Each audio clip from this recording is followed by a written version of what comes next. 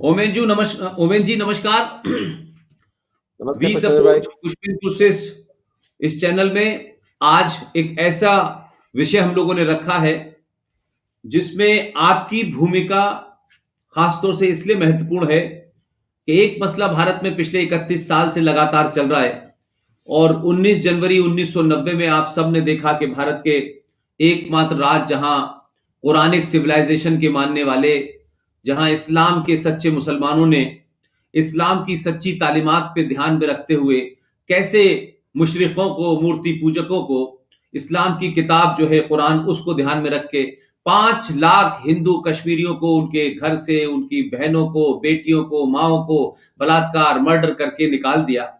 और ये कोई घटना औरंगजेब या बाबर या किसी और के दौर की नहीं है, ये मेरे और आपकी आंखों के सामने के दौर की बात है कि एक आजाद भारत जहां 100 करोड़ हिंदू रहता हो, जहां सरकार में हिंदू हो, व्यवस्था में हिंदू हो, पुलिस हिंदू हो, सेना हिंदू हो, कोर्ट हिंदू हो, उसके बावजूद भी 31 साल पहले जो इतना बड़ा नरसंहार हुआ, उसके सिलसिले में आज तक कश्मीरी पंडित जो हिंदू हैं वो देश भर में सुप्रीम कोर्ट से लेके अलग अलग जगह गए और उन्होंने कहा इस पे सुनवाई होनी चाहिए। तो भारत की सुप्रीम कोर्ट ने कहा कि अब ये इतना पुराना वाला मामला है, इस पे क्या सुनवाई करते हैं, अब तो इसकी कोई जरूरत नहीं है।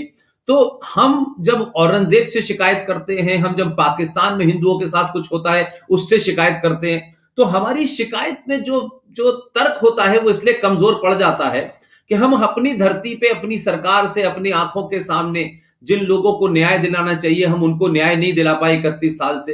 तो पाकिस्तान तो एक इस्लामिक स्टेट था और वहां इस्लाम की तालीमात के हिसाब से जो गैर मुसलमानों के साथ होना है वो तो कर ही रहे हैं। तो वहां से जो लोग आए हैं उसके लिए आप जैसा योद्धा, आपके साथी, आपकी जो सोसाइटी है निमिकेतम, उसके जय आहूजा साहब, आप लोगों ने मिलकर इतना एक बड़ा काम किया। न तो उसमें कोई सरकार की, न कोई दूसरे जो फंडिंग एजेंसी है किसी का कोई रोल है, फिर भी आप लोगों ने एक बीड़ा उठाया और किस तरीके से पाकिस्तान का, खासतौर से जो सिंध प्रांत है, किस तरीके से उनकी बेटियों को उठाया जाता है, बलात्कार होता है, जबरन शादी होती है, कोर्ट कचहरी सरकार सब एक ही एजेंडे पे काम करते हैं। तो आपने इस पूरी त्रासदी को, मैं समझता हूं कि आप पिछले कई सालों से देख रहे हैं और जिस तरह से जमीन पे काम कर रहे हैं कि वो हिंदू जब यहां आते हैं तो यहाँ की जो ब्यूरोक्रेसी है, यहाँ की जो पुलिस है, यहाँ की जो सरकारें हैं, किस तरीके से होता, उसमें भी आपने अब तक जो मुझे इंफॉर्मेशन है आपके बारे में, आपकी संस्था के बारे में, कोई 10,000 से ज्यादा लोगों को आपने उनके उनके उनके कागजों को, उनके किससे कागज बनवाने हैं, क्या डॉक्यूमेंट लगाने हैं। तो एक तरीके से वो लोग जो इस देश की व्यवस्था को जानते नहीं थे वो यहां आ गए और आप जैसे लोगों ने उनकी एक ताकत बने और इस व्यवस्था में उनको एक जगह स्थापित कर दिया। लेकिन दूसरी तरफ हम ये देखते हैं कि 19 जनवरी 1990 को जिस तरह से कश्मीर में जो कुछ हुआ, आज भी वो कश्मीरी हिंदू पूरे देश में स्कैटर्ड हैं, विदेशों में हैं, अपनी तरीके से अपना जीवन जी रहे हैं। थोड़ी देर में ललित अंबरदार जो कश्मीर से, जिनके पूरे परिवार को खत्म करके यहां निकाल दिया गया, वो यहां आए। तो मुझे लगा कि आज एक ऐसा मौका है कि दोनों ही ट्रेजेडी में, यानी आजाद भारत के अंदर भी हिंदू मारा जा रहा है और पाकिस्तान जो इस्लामिक स्टेट है वहां भी हिंदू मारा जा रहा है और दोनों भारत की धरती पर हैं और दोनों के साथ एक अलग स्थिति है। तो आप क्या मानते हैं कि जो सरकार की भूमिका होनी चाहिए, इस बीच में सीए भी आया, उस पर भी बड़ी चर्चा हुई, लेकिन आपको जमीनी तौर पर जो एक अभी थोड़ी देर पहले आपसे हम लोगों ने एक फिल्म भी दिखाई, जो अमोल साहब हैं, हमारे दोस्त हैं पूना के अंदर, उन्होंने जिस तरीके से इस पूरी डॉक्यूमेंट्री में, करीब मेरा ख्याल है कि 1 घंटा 17 मिनट की डॉक्यूमेंट्री थी, पीपल विदाउट नेशन, उसमें वो सारी ट्रेजेडीज दिखाई। तो आप तो उन ट्रेजेडीज को आमने सामने देखते रहे हैं, लेकिन उससे ये लगता है कि हमारा समाज उदासीन है। हम सब कुछ सरकारों के भरोसे क्यों सोचते हैं, सरकार नहीं होगी तो ऐसा नहीं होगा। आप बताइए कि इस देश में हजारों, लाखों, करोड़ों के कहते बांग्लादेशी मुसलमान आते हैं, उनको ना तो सरकार बसाती है ना कोई और बसाता है, लेकिन उनका जो समाज है, जो मुसलमान इस देश में है 30-32 करोड़, वो किस तरीके से उनको अपने अंदर जम कर लेते हैं और पता ही नहीं चलता। रोहिंग्या मुसलमान आते हैं, वो कश्मीर तक में जाके बस जाते हैं, उनकी चर्चा नहीं होती। लेकिन हमारे हिंदू, चाहे कश्मीर का हो, हिंदू चाहे सिंध पाकिस्तान से भाग, उसके साथ एक ही तरीके का बर्ताव होता है। लेकिन आपने एक मोर्चा संभाला, आपने अपने प्रोफेशन, जो आपका डॉक्टरी का प्रोफेशन है, कहाँ डॉक्टरी और कहाँ ये काम, कोई तालमेल नहीं लगता, लेकिन उसके बावजूद भी आप इसको जिस बखूबी निभा रहे हैं। तो आपको क्या लगता है कि इसमें सरकारों को दोष देकर के बात खत्म हो जाती है, क्या समाज की भी कोई जिम्मेदारी होती है? जिस समाज के नुमाइंदे बन के आपने इतनी बड़ी तादाद में पाकिस्तान से आए हुए हिंदुओं के प्रति जो आपने काम किया है, उसमें आपका क्या कहना है? क्योंकि मैं समझता हूं कि तमाम तकलीफें आई होंगी, लेकिन आपने सरकार को शायद बीच-बीच में कुछ कहा होगा, लेकिन सरकारों पे निर्भर रह करके अगर आप ये काम शायद करते, तो मैं समझता हूं कि इतनी बड़ी तादाद में लोगों को स्थापित नहीं कर पाते। तो आपका इस पे क्या कहना है डॉक्टर साहब? बहुत बहुत धन्यवाद पुष्पेंद्र भाई। ये बहुत पीड़ाजनक विषय है, चाहे हमारे देश के अंदर ही विस्थापन हो, चाहे देश के बाहर से हिंदुओं का विस्थापन हो। मैं इसमें इंडियन स्टेट, आपके वक्तव्यों को सुन सुनकर मैं जो बात सीखा हूं कि राज्य और राष्ट्र में भेद होता है, तो जो राज्य है वो हिंदुओं के खिलाफ है, उसमें तो कोई दो मत नहीं हो सकते। अब ये बात हिंदू नेतृत्व को 70 साल में समझ में नहीं आई। जो बात आप जैसे मुझ जैसे व्यक्ति को आज से 20-25 साल पहले समझ में आई, हम किंकरतव्य विमूढ़ हो गए कि हम क्या करें। फिर छटपटाकर हमने अपने अपने कार्यक्षेत्र के अंदर अपने अपने पुरुषार्थ पर अपने अपने रिसोर्सेज का मैक्सिमम यूटिलाइजेशन करते हुए जो भी कर सकते थे किया। ये हिंदू नेतृत्व कहां मरा हुआ है? और हिंदू नेतृत्व का मतलब राजनीतिक नेतृत्व, आपका जो आध्यात्मिक नेतृत्व है। कोई संत, कोई साधु पाकिस्तानी हिंदुओं की बात करने को राजी नहीं है। वो तो मेरा व्यक्तिगत अनुभव है।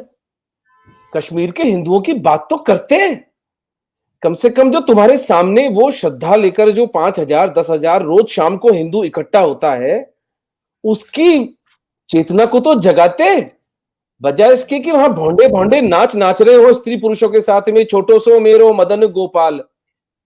मैं भगवान कृष्ण का बहुत सम्मान करता हूं, गीता मेरे जीवन का मूल मंत्र है, लेकिन मेरी गीता में तो मुझे कहीं नहीं समझ में आता है ये बात कि मेरी आराधना करो और सब काम छोड़ के बैठ जाओ। जो फैंटास्टिक स्टोरीज ये लोग अपने कथावाचकों में ये सब सुनाते हैं, इनको थोड़ी लज्जा आनी चाहिए कि जिस समाज के बल पर ये जीवित हैं, जो समाज इनका पोषण करता है, उस समाज के भयानक भीषण दुखों की ये चर्चा भी नहीं करते और उसके विपरीत झूठ फैलाते हैं। वसुधैव कुटुंबकम, सगे भाई पर 6 इंच जमीन के लिए कोर्ट केस करता है हिंदू, शांति दूत दिखता है तो वसुधैव कुटुंबकम। यार छोटी बहन बेटी जैसी होती है, उससे प्रॉपर्टी के लिए सर फोड़ते हैं हिंदू। और एकम सत्यम बहुधा वदन्ति, इनको बोध है सत्य होता क्या है, इनको बोध है सत्य कितना मूल्यवान होता है और सत्य का मूल्य है। जो नृशंस हत्यारे 1400 साल वध करते आए हैं, हमारे बच्चियों का शील भंग करते आए हैं और आज भी उसी निर्लज्जता से कर रहे हैं, आप उनको सत्य की कैटेगरी में रख रहे हैं। या तो आप गधे हैं और या आप मक्कार हैं। दोनों केसेस में मेरे किसी काम के नहीं आप। In either case, either you are a cretin dolt or a crook, and I have zero interest in such people. तो मिडिल क्लास को हिंदुओं का नेतृत्व लेना पड़ेगा।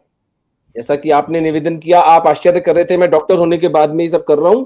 ठीक बात है, आरंभ में मुझे परेशानी हुई, मेरा सोशल सर्कल खत्म हो गया, लोगों ने मुझे अपने हॉस्पिटल के अंदर अपमानित करना शुरू किया कि यार डॉक्टर साहब यहाँ पर आप ये बातें नहीं कर सकते, यहाँ तो सब तरह के पेशेंट आते हैं, फलाना ढिमका। मेरी पत्नी, मेरे बच्चे भी मेरे विरोध में हुए, मेरा अपना परिवार मेरे से नाराज हुआ, लेकिन भगवान की कृपा से मैं धीरे धीरे शालीनता से, धैर्य से मैंने उनको समझाया। आज मेरा परिवार, इवन मेरी डॉक्टर फ्रेटर्निटी मेरे साथ में है। बहुत से डॉक्टर्स निमित्त एकम को फंडिंग करते हैं। हम हर पाकिस्तानी हिंदू का निशुल्क चिकित्सा करते हैं, तो सारे डॉक्टर्स ही हैं मेरे जैसे जो सहायता कर रहे हैं। तो मिडिल क्लास को आगे आना पड़ेगा भाई। और हर जगह में जो बात दोहराता हूं, धरती पर जो योद्धा लड़ रहा है उसको धन चाहिए, उसकी दाल रोटी का हिसाब आपको उठाना पड़ेगा। सारा हिंदू समाज 100-200 रुपए 500 रुपए महीने का धर्मांश दे तो हम ये युद्ध आज भी जीत सकते हैं, हम जीतेंगे। देखिए, जब मैं अब मेवाड़ के महाराणाओं का इतिहास पढ़ रहा हूं, मुझे एक बड़ा ढाढ़स बना कि इतनी विपरीत परिस्थितियों में हल्दी घाटी का जब युद्ध हो रहा था, प्रताप का मेवाड़ सिकुड़कर 300 स्क्वायर माइल्स में रह गया था। That was all the territory that he had. लेकिन हल्दी घाटी की लड़ाई प्रताप ने लड़ी, जीती, और उसके साथ साथ बाद दिवेर की लड़ाई जीती, और सिवाय चित्तौड़ के मेवाड़ का एक एक इंच प्रताप ने पुनर्ग्रहित कर लिया विश्व के सबसे ताकतवर साम्राज्य के विरोध में। तो आज से 500 साल पहले प्रताप अगर अकेले कर सकते थे तो हम तो 100 करोड़ हैं। हमें क्या निराशा है? हमें किस बात की निराशा है?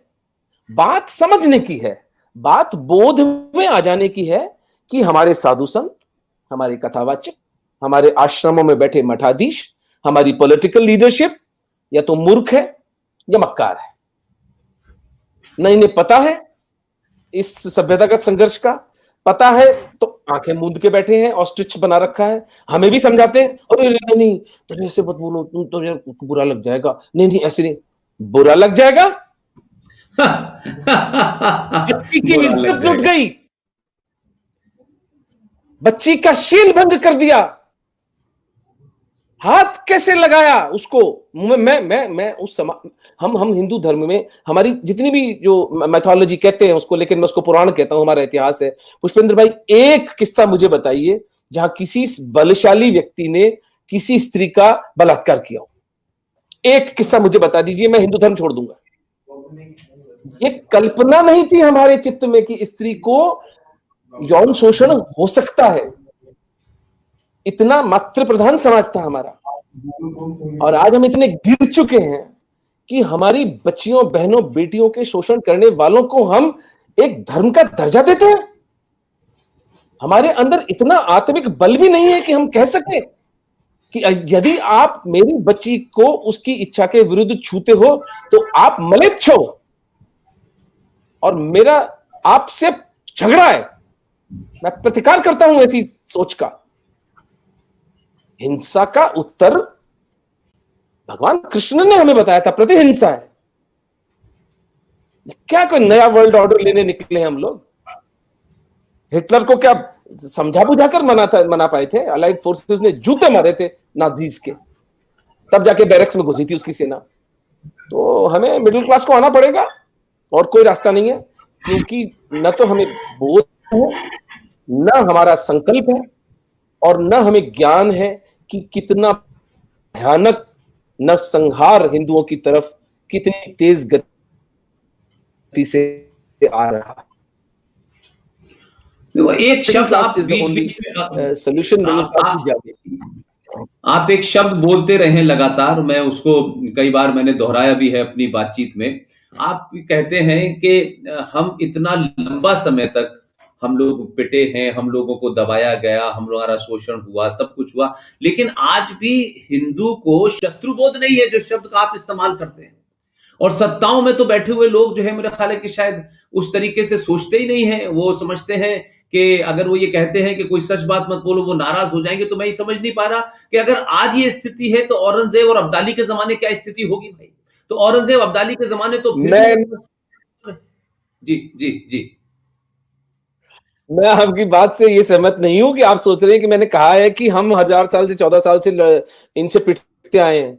यही तो मेरा रोना है कि हम कभी नहीं पिटे। ये झूठ प्रचारित किया गया है दिल्ली सल्तनत और मुगल सल्तनत का। ये 400 किलोमीटर की गुंडों की गुंडाशाहियां थी। उदाहरण देता हूं, दिल्ली सल्तनत, मोहम्मद बिन तुगलक, अभी गूगल कर सकते हैं तो गूगल कर लीजिए मैप, तुगलक डायनेस्टी का रेन का गूगल करिए मैप और दिखाइए दर्शकों को। तो आपको दिखेगा उसमें एक नीले रंग का मैप आएगा जिसमें पूरे भारतवर्ष पर तुगलक रेन दिखाई गई है, लगभग 100-125 साल तक। अब मेवाड़ में सन 1340 के अंदर एक महाराणा हमीर सिंह होते हैं जो बैटल ऑफ सिंगोली में मोहम्मद बिन तुगलक को बालों से पकड़कर घसीटते हुए चित्तौड़ लाते हैं और चित्तौड़ में 6 महीने तक कैद करके रखते हैं। और जब वो 1 लाख स्वर्ण मुद्राएं, 50 वॉर एलिफेंट्स और 5000 घोड़े समर्पित करता है हमीर को, तब हमीर उसे छोड़ते हैं। ये थी आपकी दिल्ली सल्तनत। हमीर का नाम किसी ने नहीं सुना। गूगल के मैप में आपको मेवाड़ कहीं दिखाई नहीं देगा। नमस्ते ललित भाई। नमस्कार सर। ललित भाई बहुत बहुत शुक्रिया। कैसे हैं? मुझे माफ कीजिएगा, मुझे कनेक्ट होने में टाइम लग गया। अभी आपकी तरफ से ललित भाई इस माफ तो हम करते नहीं है। नहीं, माफ तो हम करते नहीं है, क्षमा कर सकते हैं। नहीं, मैं तो कह रहा हूं कि इस देश में सत्ताओं और व्यवस्थाओं को ललित अंबरदार ये वो चेहरा है जिस चेहरे को 20-25 साल से दिल्ली में देख रहा हूं। ये 25 साल पहले भी इतने स्मार्ट थे और आज भी इतने स्मार्ट हैं। और बात यह है कि इससे देश को क्षमा इसलिए मांगनी चाहिए कि ये तो हम लोग बातचीत कर रहे हैं कि पाकिस्तान के हिंदू कैसे लौट के आए और क्या किया। ललित भाई, ये डॉक्टर ओमेन जी हैं, जयपुर के हैं और एक बड़ी अच्छी संस्था चलाते हैं और बड़े रिनाउंड डॉक्टर हैं। और पाकिस्तान से खासतौर से जो हिंदू आ रहे हैं उनका एक बड़ा बीड़ा इन्होंने उठाया है कि पिछले कई साल से जो हिंदू यहां आए हैं उनको यहाँ की ब्यूरोक्रेसी के बारे में नहीं पता। ये तमाम सारे उनके एक एक कागजों को बनवाते हैं।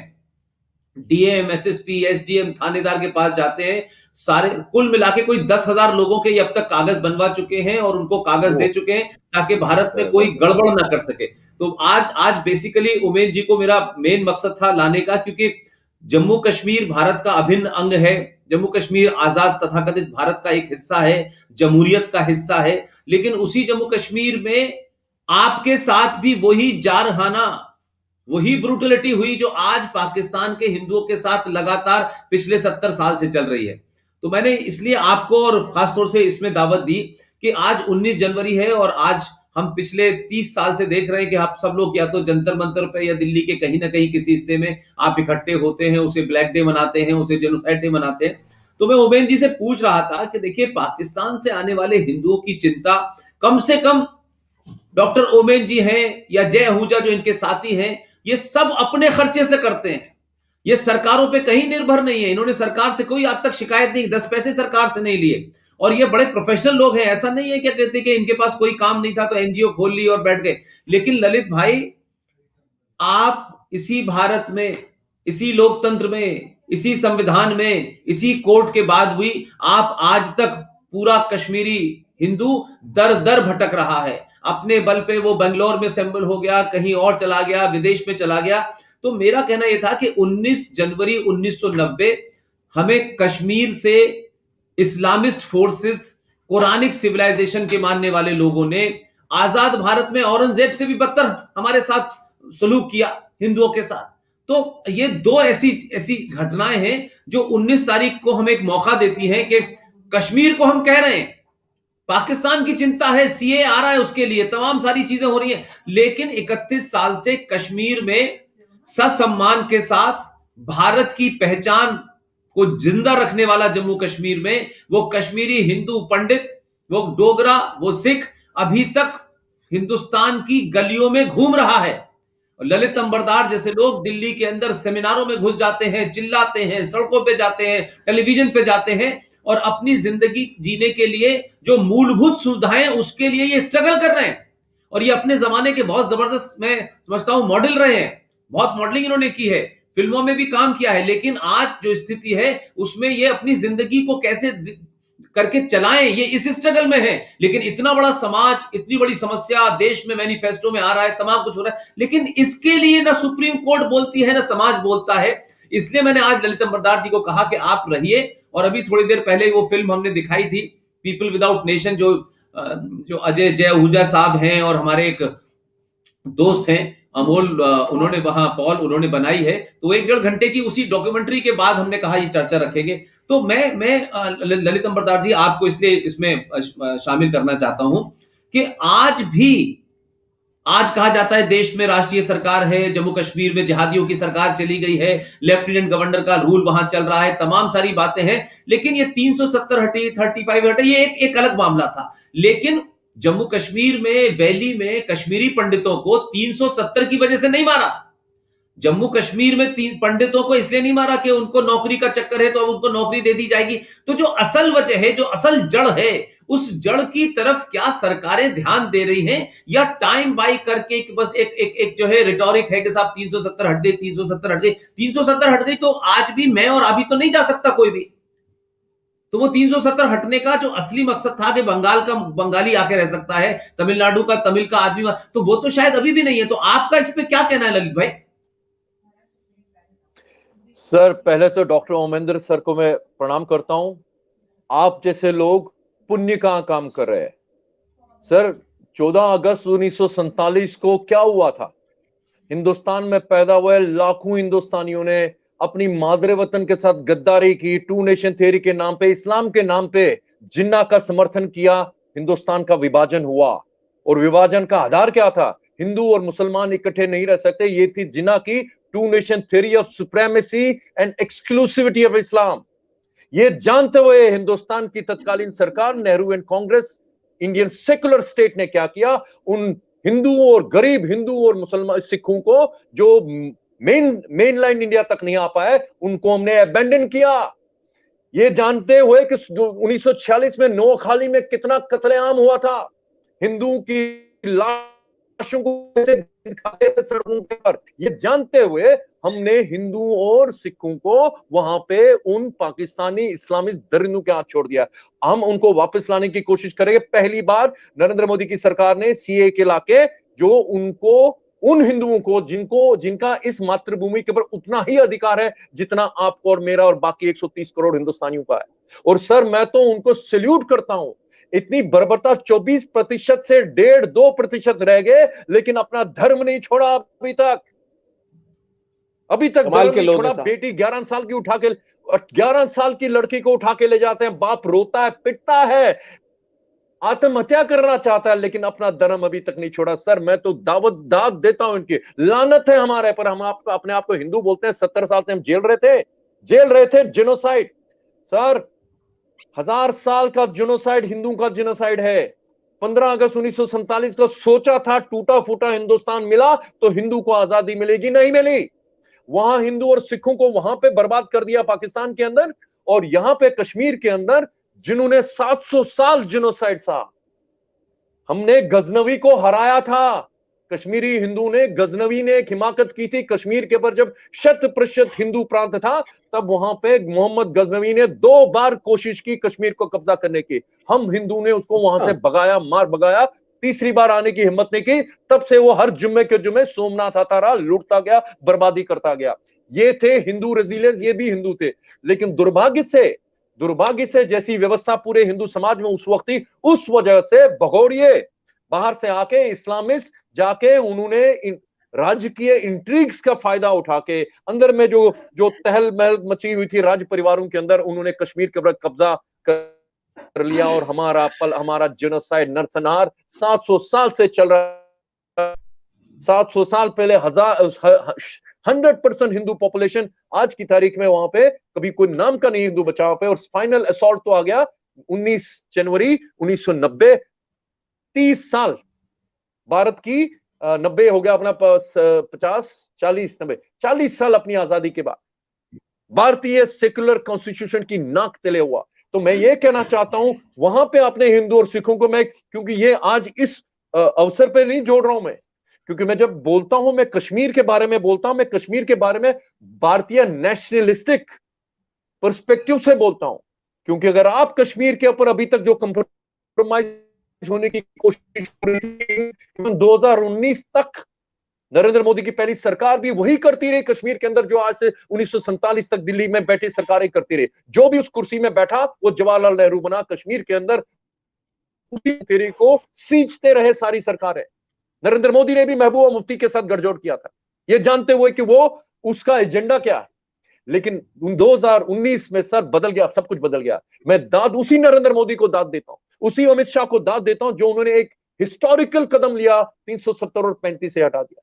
लेकिन 370 और 35 से हटाने का मतलब ये नहीं कि कश्मीर में सब कुछ सुधर गया। बीजेपी के प्रवक्ताओं को बोलते बोलते थक गया टेलीविजन के ऊपर। भैया 370 और 35 से, जैसे भाई बता रहे थे ना अभी, 370 और 35 से तो वजह थी। किसकी वजह थी? 5 अगस्त 2019 को कश्मीर के अंदर उस सिस्टम को, उस मानसिकता को, थियोफेशिस्टिक इस्लामिस्ट मानसिकता का जो इकोसिस्टम पिछले 70 साल से कश्मीर के अंदर पल रहा था, जिसके अंतर्गत, जिसकी वजह से कश्मीर का आम मुसलमान हिंदुस्तान के हिंदुओं से तो छोड़ो, हिंदुस्तान के बाकी मुसलमानों से भी अपने आप को अलग समझता था। उसका दिल धड़कता था उधर पश्चिम की तरफ, उसकी दिल धड़कता था उन लोगों के लिए जिनके साथ वो खरे सरेआम सड़क पे बोलते थे पाकिस्तान से रिश्ता क्या, ला इलाहा इल्लल्लाह, कश्मीर में रहना होगा, अल्लाहू अकबर कहना होगा। ये सुना हमने सर जनवरी की उस दर्दनाक रात को, जब मेरी बीवी, मेरी बच्चे, मेरी माँ, मेरी बहन, मेरे बेटे, जितने वहां पे थे बच्चे सर, माँ बाप ने बच्चों को कपड़े पहना के, लड़कियों को छत के ऊपर, एटिक के ऊपर ऐसी हमारी छतें होती ना, उसके नीचे एटिक के अंदर घास के अंदर बिठा के रखा, माचिस की डब्बी हाथ में पड़ा दी बच्चियों को। अगर घर पे हमला होता तुम अपने आप को जलाओगे।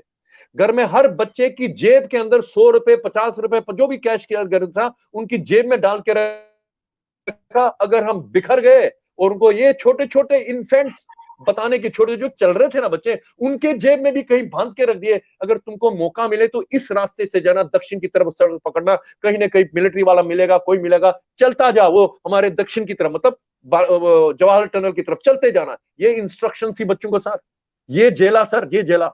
लेकिन हिंदुस्तान की सेकुलर नाक पे कोई कोई कोई शिकन तक नहीं हुई। और हो कब रहा था ये? हो तब रहा था जब 19 जनवरी 1990 की रात को जम्मू कश्मीर में फारूक अब्दुल्ला मुख्यमंत्री था। और दिल्ली के अंदर, जैसे हम लोग बार बार, भाई हमेशा बार बार इसका याद दिलाते हैं, दिल्ली के अंदर हिंदुस्तान का पहला मुसलमान होम मिनिस्टर था। उसकी नाइन दोनों शख्सियतों की नाक तले हिंदुस्तान की पार्लियामेंट तो थी चुप, लेकिन इन दोनों शख्सों की नाक तले कश्मीर में नरसंहार हुआ। और सर नरसंहार सिर्फ ये नहीं होता कि जो हमने 2019 को देखा, जो 1990 को देखा। नरसंहार का एक प्रोसेस होता है। हमने जैसे बोला कि आपने पाकिस्तान बनने दिया, उनका नरसंहार तो उसी दिन शुरू हो गया 14 अगस्त 1947 को। हमने थोड़ी राहत की सांस ली महाराजा हरि सिंह ने, जब 26 अक्टूबर को एक्सेशन का सिग्नेचर किया, हिंदुस्तान के साथ विलय करने का किया। वो एक डॉक्यूमेंट था। उस वजह से जो उन्होंने महाराजा ने लिख के दिया, वो उस वजह से कश्मीर हिंदुस्तान का हिस्सा नहीं बना सर। कश्मीर हिंदुस्तान की जो हजारों सालों की सनातनी सिविलाइजेशन है, उसका स्रोत है। ये लोग जो आज तक झूठ बोलते रहे हिंदुस्तान के आम लोगों, हिंदुस्तानी हिंदू ने जानने की भी कोशिश नहीं की कि 370 और 35 के द्वारा कश्मीर के साथ हिंदुस्तान का रिश्ता नहीं था। वो हिंदुस्तान से रिश्ता दूर करते जा रहे थे। आज की तारीख में वो अभी ये जो रास्ता खोल रहे थे पाकिस्तान के साथ, यहां का रास्ता बंद कर रहे थे। यहां से उनको ऑटोनॉमी चाहिए थे, दिल्ली से उनको सेल्फ रूल चाहिए था। और बताना चाहता हूं लोगों को, ये बीजेपी वालों को भी बता चुका हूं, उनको समझ में नहीं आती रही किसके साथ गठजोड़ किया था।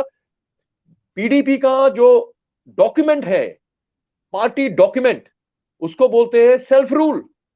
सेल्फ रूल के ऊपर सबसे बड़ा मुद्दा जो है ना उनका, ओपन डॉक्यूमेंट है सर। लिखा है कि हिंदुस्तान और पाकिस्तान कश्मीर के ऊपर जॉइंटली व्यवस्था चलाएंगे।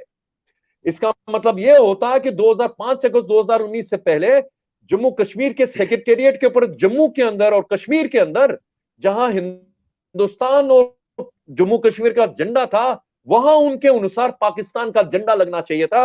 वो लानत हमारे सिस्टम पर, बार बार बोलता हूं, आई डोंट नो, मैं इंस्टीट्यूशन की बेइज्जती नहीं कर रहा हूं, लेकिन मेरा पूछने का हक है, कैसे हमारा इलेक्टोरल सिस्टम ऐसी पार्टी को मेन स्ट्रीम पार्टी बोलता है। वो इलेक्शन लड़ते हैं हिंदुस्तान की कॉन्स्टिट्यूशन के नाम से, जो कहते हैं कि कश्मीर के ऊपर पाकिस्तान का ज्वाइंट कंट्रोल होगा। सर जेनोसाइड जैसे मैं बता रहा था, सिर्फ एक बार करने से नहीं होता। जब हमारा ये 26 अक्टूबर को हमने राहत की सांस ली, चलो अब हिंदू सनातनी सिविलाइजेशन, जो मेरे पुरखों ने मेरा जिन्हों बचा के रखा 700 साल, अब उसको हिंदुस्तान के सिस्टम के साथ मुझे और सिक्योरिटी मिलेगी। उल्टा कर दिया। 1950 को उसी शेख मोहम्मद अब्दुल्ला को, जो उसको जिन्ना को दिया था वही उसको दे दिया। वहां पे हिंदुओं को वहां पे मॉर्टिगेज किया, यहाँ पे हम हिंदुओं को उसी शेख मोहम्मद अब्दुल्ला, उसकी इस्लामिक, उनको तो अब्दुल्ला तो हिंदुस्तान के ओरिजिनल इस्लामिस्ट हैं। वो अपनी आत्मकथा में क्या लिखता है शेख मोहम्मद अब्दुल्ला, जैसे मैंने कहा जिनोसाइड सिर्फ वार करना नहीं है, तो एक स्टेजेस होती है। सबसे पहले स्टेज होती है कि आपने आइडेंटिफाई करना है, इस कम्युनिटी को टारगेट करना है और उसको डिमोनाइज करना है, उसके आगे उसके बारे में नफरत क्रिएट करनी है। शेख मोहम्मद अब्दुल्ला नेहरू का यार, वो अपनी आत्मकथा में लिखता है, जिसका इंग्लिश अनुवाद किया खुशवंत सिंह ने, आतिश चिनार। वो उसमें लिखते हैं कि कश्मीरी हिंदू 5th कॉलमनिस्ट हैं। आप समझते हैं कि हिंदुस्तान का ये सेकुलर दिमाग अभी तक चुप क्यों था, जिसमें सब लोग मुनव्वस है, हर पार्टी के, हर विंग के, लेफ्ट राइट सब कुछ। शेख बाबा कश्मीर बना के रख दिया उसको। उसने कश्मीरी हिंदुओं को आज से कई बरस पहले उस किताब के अंदर लिखा ये 5th कॉलमनिस्ट है। और सर 5th कॉलमनिस्ट का मैं लोगों को मतलब समझाता हूं टीवी के ऊपर। 2 चीजें कही उसने एक सेंटेंस से। एक, 5th कॉलमनिस्ट वो होता है जो दुश्मन देश का यहां पे आपके बीच एक उनका रिप्रेजेंटेटिव, उनका एजेंट है, वो 5th कॉलमनिस्ट होता है। 5th कॉलमनिस्ट वो होता है जो दुश्मन देश का एजेंट, उसका कोलैबोरेटर आपके देश में, आप उसको बोलते हैं 5th कॉलमनिस्ट। वो उसने ये बताया उसमें कि एक हिंदू हिंदुस्तान के एजेंट है कश्मीर के अंदर, और दूसरा हिंदुस्तान हमारा दुश्मन देश है। और आज तक किसी ने इस बात के ऊपर टिप्पणी नहीं की। और मैं थक गया हूं उनको साहब 5th कॉलमनिस्ट की परिभाषा समझाते समझाते। It's a universal explanation, definition of 5th columnist. और हमने उसको हमने 370 और 35 से दिया, जो कश्मीर के अंदर इस्लामिक शेखडम बना रहा था। सर उनके पले पड़ गए। उसके बाद हमारा क्या हुआ, तो दूसरा स्टेप होता जिनोसाइड का, आपको अपने राइट्स, आपके जो अधिकार हैं, आपके जो मिलना चाहिए, उससे आपको वंचित रखना। सर प्रोफेशनल कॉलेज में तब तो एंट्रेंस टेस्ट नहीं होते थे, तब तो एग्जाम होते थे, जिसके ज्यादा अंक आते थे उसको उनकी मेरिट लिस्ट बनती थी और प्रोफेशनल कॉलेज में एडमिशन मिलता था। मैं इसलिए पंडित नहीं हूं कि मैं किसी ऊंची, हमारे भाई वे, हमारी कश्मीरी कम्युनिटी, हिंदू कम्युनिटी, हमारे जात पात का कोई चक्कर नहीं है। और पंडित मैंने अपने आप को नाम नहीं दिया, पंडित बाहर वाले लोगों ने, इज एन एंडोनिम, बाहर वाले लोगों ने, एक्सोनिम, बाहर वाले लोगों ने मुझे पंडित बोला क्योंकि मैं पढ़ाई करता था।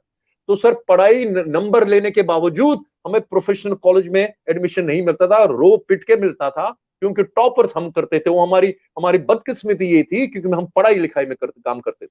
तो सर एडमिशन नहीं मिलता था, लोग फिर बाहर जाते थे, कोर्ट के द्वारा एडमिशन लेते थे सर। लेकिन उसके बावजूद हम डटे रहे। हिंदुस्तान का तिरंगा, हम में से कुछ तो बहुत ही बचपन से ही ऐसे होते थे सर, हम तो पैदाइशी ऐसे भारतीय है, सनातनी है सर। तो किसी की हिम्मत रही है मुझे आज तक वहां पे बुरी तरह बोलने की, चाहे कॉलेजों के ऊपर। हमने भारतीयता, धर्म और झंडे के ऊपर कंप्रोमाइज नहीं किया सर।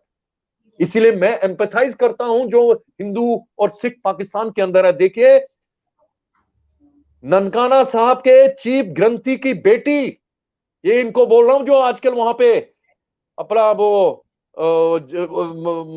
एजेंडा चला रहे हैं। ननकाना साहब के ग्रंथी की बेटी अभी तक हिरासत में है। क्यों? क्योंकि वो इस्लाम कबूल करने से इनकार कर रही है। और Pakistan, Islamic Republic of Pakistan के अनुसार वो अगर कबूल नहीं करती है, क्योंकि उनके अनुसार वो मुसलमान बन चुकी है, उसके ऊपर जुर्म हो सकता है, उसको फांसी की सजा हो सकती है। हमारे लोग चुप बैठे हैं सर। जो हमारे भारत के खिलाफ प्रोपेगेंडा जो हिंदुस्तान से निकलता है, वो रावलपिंडी से होता हुआ विदेशों में जाता है। ललित भाई चुप नहीं बैठे हैं। ये जो पंजाब की असेंबली है, उसने बाकायदा सीए के खिलाफ रेजोल्यूशन पास किया है। आप ऐसे मत कहिए चुप बैठे हैं, काम कर रहे हैं। पूरा एजेंडा चला रखा है यहाँ पर खालिस्तान का, काम नहीं कर रहे यार। उनकी मेहनत को नकारिए मत आप। नहीं सर, इनको, इन निर्लज्जों को मैं डूब के मर जाना चाहिए। लोग कार्यकर्ता काम करते हैं। मैं सर कह रहा हूँ ऑफिशियल लेवल पे, कम्युनिटी लेवल पे। आप ललित भाई, मुंबई के आजाद मैदान में आप अमर जवान ज्योति को अपनी आंखों के सामने तोड़ते हुए देखते हैं। बिल्कुल बिल्कुल बिल्कुल। आप तस्लीमा नसरीन, जिसने बांग्लादेश के हिंदुओं के बारे में बात की, उसके ऊपर हैदराबाद में गमले फेंके जाते हैं। हम उस सह लेते हैं सर। हमारी रिजील, मैं कह रहा हूं आज हिंदुस्तान में 1000 साल गुलाम होने के बावजूद आज 85% हम हिंदू हैं, क्योंकि हम रेजिलियंट हैं। नंबर 1। नंबर 2, रेजिस्टेंस की जंगें पूरे हिंदुस्तान में चल रही थी सर। तो हम गुलाम चाहे कभी वो नहीं थे। मराठा हो, राजपूत हो, सिख हो, हम गुलाम कभी कश्मीर नहीं के रहे तो ललित मेरे भाई। पूर्वज ललित सर, भाई, हमने मैं हमने चाहता हूं हम कि हिंदू हैं, हमारी ललित भाई, मैं चाहता हूं कि इस पे जो डॉक्टर ओमेन रतनू की जो अपनी थीसिस है और जो आपकी रिसर्च है, और लगातार ये कुछ अच्छा काम इसमें कर रहे हैं हिस्ट्री के मामले, बार बार ओमेन जी एक बात कहते हैं कि ये जो बार बार एक नरेटिव बनाया गया कि साहब भारत जो है वो 1000 साल से गुलाम है, ये नरेटिव भी भारत के इरफान हबीब और रोमिला थापर ने बनाया और इस देश के मुसलमानों ने बनाया कि कॉन्स्टेंटली इस पूरी कम्युनिटी को एहसास कमतरी में रखो, इंफिनिटी कॉम्प्लेक्स में रखो। जबकि ओमेन जी का कहना है कि हम इस तरीके से गुलाम नहीं रहे हैं, कभी भारत में मुगलों का पूरा राज नहीं हुआ है, और जो बहुत सारी लड़ाइयों, खासतौर से जो राजस्थान की बहुत से युद्ध थे, उसके बारे में कुछ नई रोशनी जो है डॉक्टर ओमेन जी बार बार कहते रहे। डॉक्टर साहब, आप जरा सा अपनी बात बताएं। मैं जैसे निवेदन कर रहा था ललित भाई के आने से पहले कि महाराणा हमीर सिंह जी ने मोहम्मद बिन तुगलक को 6 महीने कैद करके रखा। इसी तरह महाराणा कुंभा ने मालवा के सुल्तान महमूद खिलजी को 6 महीने अपने यहां पर कैद करके रखा। महाराणा सांगा ने दिल्ली के सुल्तान इब्राहिम लोदी को जूते मार के गागरोन के युद्ध में पराजित किया। ऐसे दर्जनों युद्ध हुए जहां हिंदू राजाओं ने इन मलेच्छों को पराजित किया। और अगर सबसे प्रामाणिक बात जो कि हमसे बिल्कुल ही छुपा दी गई है, 7वीं शताब्दी में पहला इस्लामिक अटैक भारत पर हुआ मोहम्मद बिन कासिम के द्वारा, जब राजा दाहिर को मारा गया।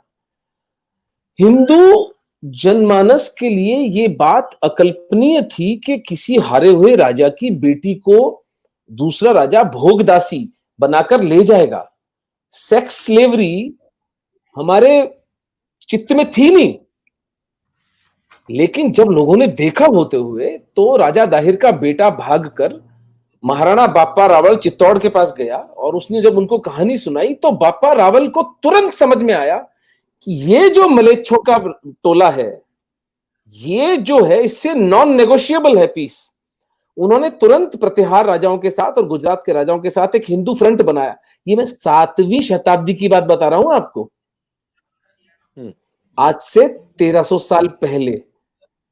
जोधपुर के पास अरब सेना का और राजपूतों की, हमारी हिंदू सेना का संघर्ष होता है। अरब खुद अपने एनल्स में लिखते हैं, हमें सर छुपाने की जगह नहीं मिली, वो नरसंहार किया राजपूतों ने हमारा। और महाराणा बाप्पा रावल ईरान तक उसको छोड़कर आए थे, पीटते पीटते मोहम्मद बिन कासिम को। आते वक्त अफगानिस्तान में सलीम नाम का एक राजा बैठा दिया था इन लोगों ने, तो उसको हटा के अपने भतीजे को वो वहां पर राजा बनाकर आए। हर 100 किलोमीटर पर राजपूतों की चौकियां बिठाते आए। उसका प्रमाण ये है, 7वीं शताब्दी से लेकर 1192, 500 साल तक भारत इस्लामिक आक्रमणों से बचा रहता है उन चौकियों के कारण। राष्ट्रपिता का हुनर होते, राष्ट्रपिता बाप रावल थे इस देश। तो उस समय में जब कोई संचार माध्यम नहीं था, कुछ नहीं था, 500 साल तक हम सुरक्षित रहे उस महापुरुष की वजह से।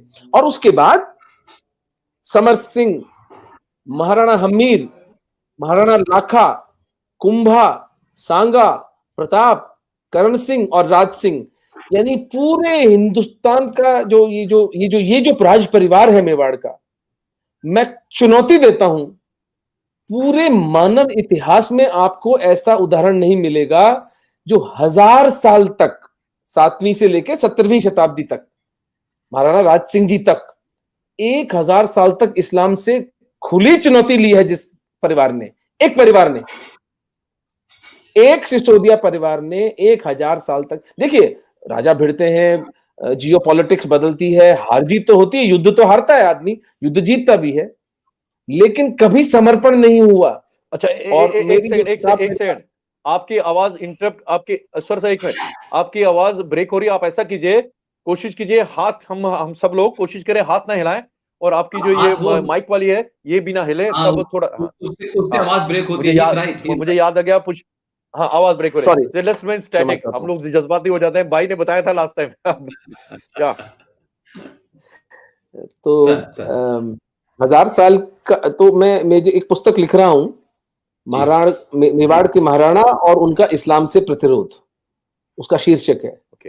तो उसमें मैंने जो एक चैप्टर जो है पूरा इस पर लिखा है कि द लाई कॉल्ड दिल्ली सल्तनत, दिल्ली सल्तनत नाम का झूठ, और मुगल अच्छा। एम्पायर भी झूठ ही था। देखिए, एम्पायर जब होता है ना कहीं, तो वो क्या उसके मानक होते हैं, वहां कोई टैक्सेशन हो, वहां पर कोई आर्ट हो, कोई कॉमर्स हो, ट्रेड रूट्स हो, वहां के लोगों के क्या लिटरेचर पे कंट्रीब्यूशन था, आपको मिलता है कोई 150 साल के मुगलों के राज के अंदर? आपको सिवाय इसके कि कभी दक्षिण में रिबेलियन हो रहा था, कभी आसाम के अहोम कर रहे थे, कभी कलिंग में हो रहा था, कभी अफगानिस्तान में हो रहा था, कभी मेवाड़ में हो रहा था, कभी पंजाब में हो रहा था, कभी कश्मीर में हो रहा था, कभी सिंध में हो रहा था। ये सिर्फ इस देश को अन्य अन्य हिंदू राजाओं के साथ मिलकर मैनेज कर रहे थे, जिसको जिसको कि मुगल एम्पायर कहा गया। यानी झूठ की भी कोई सीमा होती है। और दिल्ली सल्तनत वॉज अ जोक। मेहरौली से लेकर और यमुना तक का राजा थे, और ये लुटेरे थे, ये कोई क्रिएटिविटी इनकी थी नहीं। मर्सनरीज थे, पैसे के लिए लोगों की हत्याएं करते थे, लोगों को मार डालते थे, स्त्रियों का शोषण इनका धंधा था। और हिंदुओं को ये बात अच्छी तरह समझ में आई, और हम कभी गुलाम नहीं रहे, एक क्षण के लिए हम गुलाम नहीं रहे। क्योंकि यदि अगर हम गुलाम 10 साल के लिए भी एक छत्र राज हो जाता इनका, तो एक भी हिंदू नहीं मिलता सर यहां पर। जो प्रताप की महानता निकल कर आती है वो इस बात से निकल कर आती है कि उन्होंने अपना भाला, अपनी तलवार, अपना बिगुल तब बजाया जब वो नितांत एकाकी रह गए थे। ईडर, आबू, बांसवाड़ा, डूंगरपुर, मालवा, आसपास के सब राज्य अकबर के समर्पण कर चुके थे, एक प्रताप नहीं झुके। आज अगर हम हिंदू हैं तो एक प्रताप के कारण। तो ये कहना कि भारत में हिंदू जो थे 1000 साल गुलाम रहे, भैया पर्शिया गुलाम हुआ था जो ईरान बन गया, मेसोपोटामिया गुलाम हुआ था तो इराक बन गया, इजिप्शियन सिविलाइजेशन गति देख लो उसकी क्या हुई है। आज 100 करोड़ हिंदू हैं तो इसलिए हैं क्योंकि हमारे पुरखों ने रक्त रंजित संघर्ष किया, इस माफिया के असली स्वरूप को पहचाना और उसका सशक्त, सबल, सशक्त प्रतिकार किया। ये तो पिछले 70 साल में इन मलेच्छों ने क्या किया कि उसका भी मैं एनालिसिस कर रहा था कि 47 से लेकर 77 तक 5 हमारे जो शिक्षा मंत्री थे वो शांतिदूत थे, जिसमें वो मदरसा छाप आजाद था, फिर वो नूरुल हसन, फिर वो हुमायूं कबीर, फखरुद्दीन अली अहमद, MC चागला। तो अब आपको आश्चर्य होता है कि आपके हिस्ट्री से हमीर सिंह और कुंभा का नाम ही गायब है, और प्रताप को एक भगोड़ा कहा जाता है। प्रताप का असली युद्ध हुआ था दिवेर में 1583 में, 7 साल बाद हल्दी घाटी के, जहां उन्होंने 36,000 मुगलों को 3 दिन में काटा था, और पूरा का पूरा मेवाड़ प्रताप ने वापस पुनः ग्रहित कर लिया था दुनिया की सबसे पावरफुल मुगल एम्पायर से, सो कॉल्ड पावरफुल। तो ये सत्य है। अब इसको से निकाल दीजिए कि आप गुलाम रहे थे, हम गुलाम रहे थे, हम कभी गुलाम नहीं रहे। और जब उतनी भयंकर विपरीत परिस्थितियों में हम गुलाम नहीं रहे, तो आज तो हिंदू कहां कहां नहीं पहुंचे हुए हैं। अब केवल इस बात की आवश्यकता है कि हम कनेक्ट करें एक दूसरे के साथ, हम अपने रिसोर्सेस को पूल इन करें, धर्मांश दें, एक दूसरे का सहायक बने। नैरेटिव का वॉर अच्छी तरह संजय दीक्षित सर, पुष्पेंद्र कुलशेष जी, कितने प्यारे प्यारे लोग अपना सर्वस्व दांव पर लगाकर लड़ रहे हैं। अब तो it's a matter of time कि हम इनको पराजित करें। They will not know what hit them. इनका खेल पूरा का पूरा समाप्त हो चुका है। जो दुख हमारी बच्चियों को, जो दुख हमारे कश्मीरी पंडितों को उठाने थे, वो उठा चुके। हाथ जोड़कर, सर झुकाकर क्षमा मांग सकता हूं, लेकिन अब यह सिलसिला समाप्त है। अब सनातन धर्म पुनर्जीवित और पुनर्विजयी होकर रहेगा, कोई विकल्प ही नहीं है। क्षमा चाहता हूं, थोड़ा लंबा बोल गया। मैं ये कह रहा था कि मतलब जब मैं ललित अंबरदास जी को साधारण तौर पे सुनता हूं तो मतलब मैं कभी कभी सोचता हूं कि हमारे सामने ललित अंबरदास, सुशील पंडित और जो हमारे सारे साथी हैं, ये वो चलते फिरते लोग हैं कि ये अपने आप में एक बहुत बड़ा इतिहास और एक बहुत बड़ा, जिसे कह सकते हैं, अपने अंदर समाये बैठे हैं और इनके पास इतना कहने को है कि ये इनको घंटों ही बता सकते हैं क्या क्या हुआ, कैसे हुआ। आज बताया इन्होंने बच्चों के बारे में, किस तरह से उनको छुपाया गया। इसी तरीके का एक मेरे पास ये किताब है, छोटी सी किताब है ये, और इसमें इसमें इसमें इसमें बड़ी पुरानी किताब है ये, मैंने कहीं से निकाली और उसमें कुछ कुछ तस्वीरें मुझे मिली। इसमें उमेंद्र भाई और ललित अंबरदार भाई, इसमें एक किताब में एक जगह लिखा हुआ है, बड़ा खूबसूरत से 3-4 जगह मुझे तस्वीरें इसमें मिल गई हैं और शायद हमने अब तक जितनी तस्वीरें देखी वो कश्मीरी जो एक्टिविस्ट है उनके माध्यम से। श्रीनगर के अंदर जी जी डॉक्टर साहब एक बोर्ड लगा हुआ था और उस बोर्ड पे लिखा हुआ था LIC India, life insurance corporation of India. Yes yes yes, you are right, Ambardar साहब के पास है, ग्रेट। इसमें मुझे ताज्जुब लगा कि एक अपने यूपी के एक साहब जिनका नाम था VS तिवारी, और ये लाइफ इंडिया इंश्योरेंस के अंदर काम करते थे। तो ये मेरा ख्याल है कि 90 से थोड़ा सा 1 आध साल पहले की बात है। तो ये जिहादी आए जो जो जो कश्मीरी पंडितों के साए में पले बढ़े, इन्होंने उनको पढ़ना सिखाया, लिखना सिखाया, तमीज सिखाई। उसमें से कुछ लोग जो तथाकथित तौर पर अपने आप को कहते थे कि हम वो अल्लाह के भेजे हुए लोग हैं, तो LIC के उस ऑफिस में एक VS तिवारी नाम के एक साहब नौकरी करते थे और वो यहाँ यूपी या बिहार से, मेरा ख्याल है ईस्टर्न यूपी से गए थे। अब इस घटना का पूरा वर्णन इसमें दिया है, तो उनकी तस्वीर भी छपी हुई है। इनकी तस्वीर अगर आप देखेंगे तो ये उनकी तस्वीर है। इस तस्वीर को देखेंगे तो आपको लगेगा कि क्या है ये, लेकिन जब मेरे हाथ ये किताब लगी तो मैं ये सोचता रहा कि उस बेचारे ने, आप सोचिए कि आज हम दिल्ली में बैठे हैं और तमाम सारी चीजें हैं, भले ही सरकार न सुने फिर भी हम सुरक्षित हैं। इस बेचारे ने, VS तिवारी जो कि LIC का एक कर्मचारी था, 2nd या 3rd लेवल के ऑफिसर थे, उन इस्लामिक दहशतगर्दों ने कहा आए और उन्होंने इंडिया के ऊपर ब्लैक कलर पोंछ दिया, उस बोर्ड पे ब्लैक कलर डाल दिया। आप सोचिए कि कमिटमेंट का लेवल देखिए।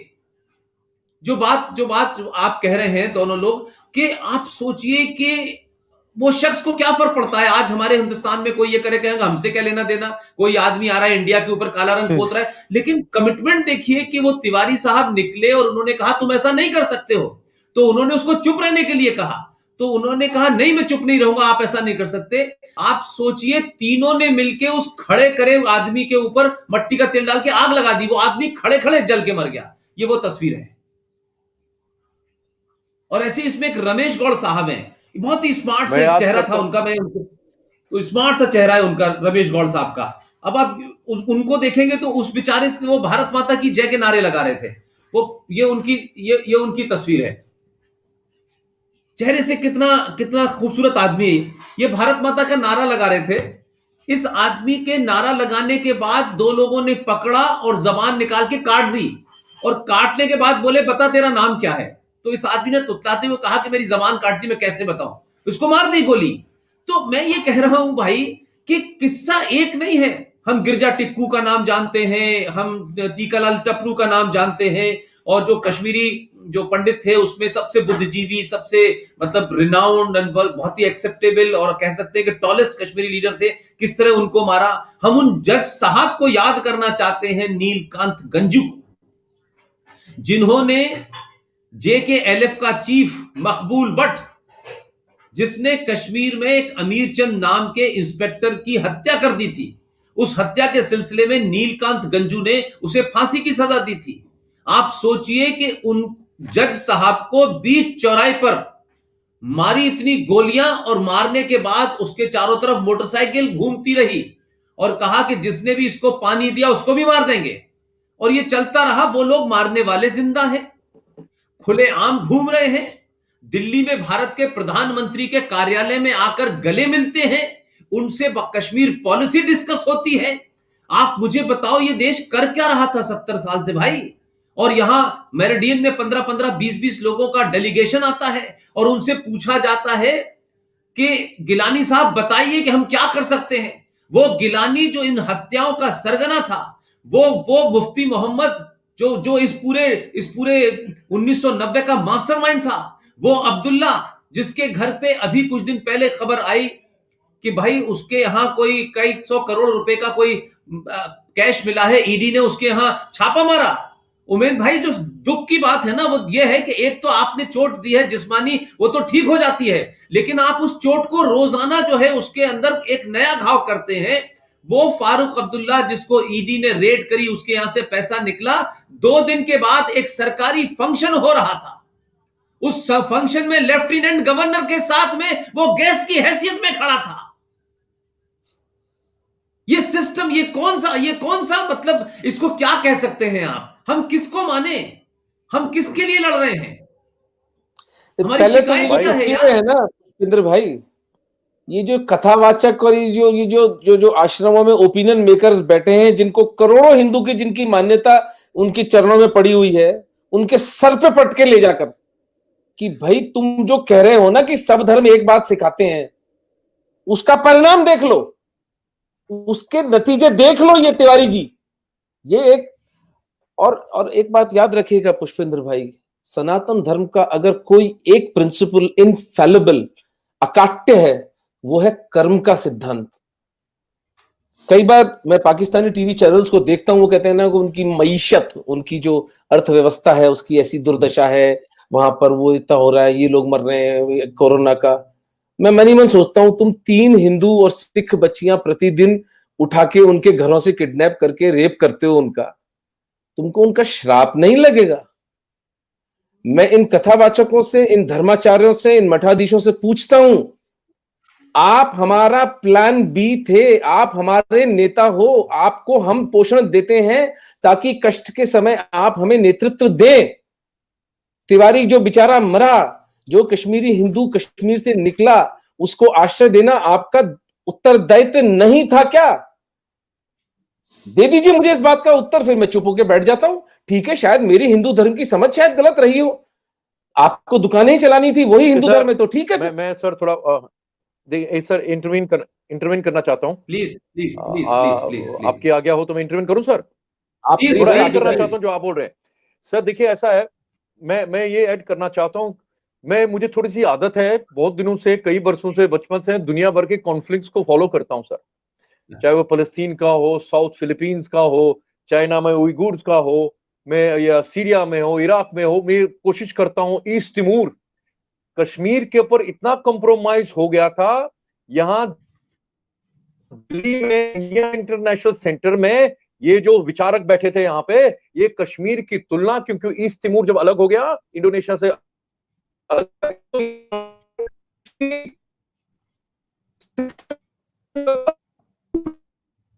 जो वो यहाँ पे कश्मीर के साथ, कश्मीरी इस्लाम के साथ मिलकर, अभी आ रही है सर?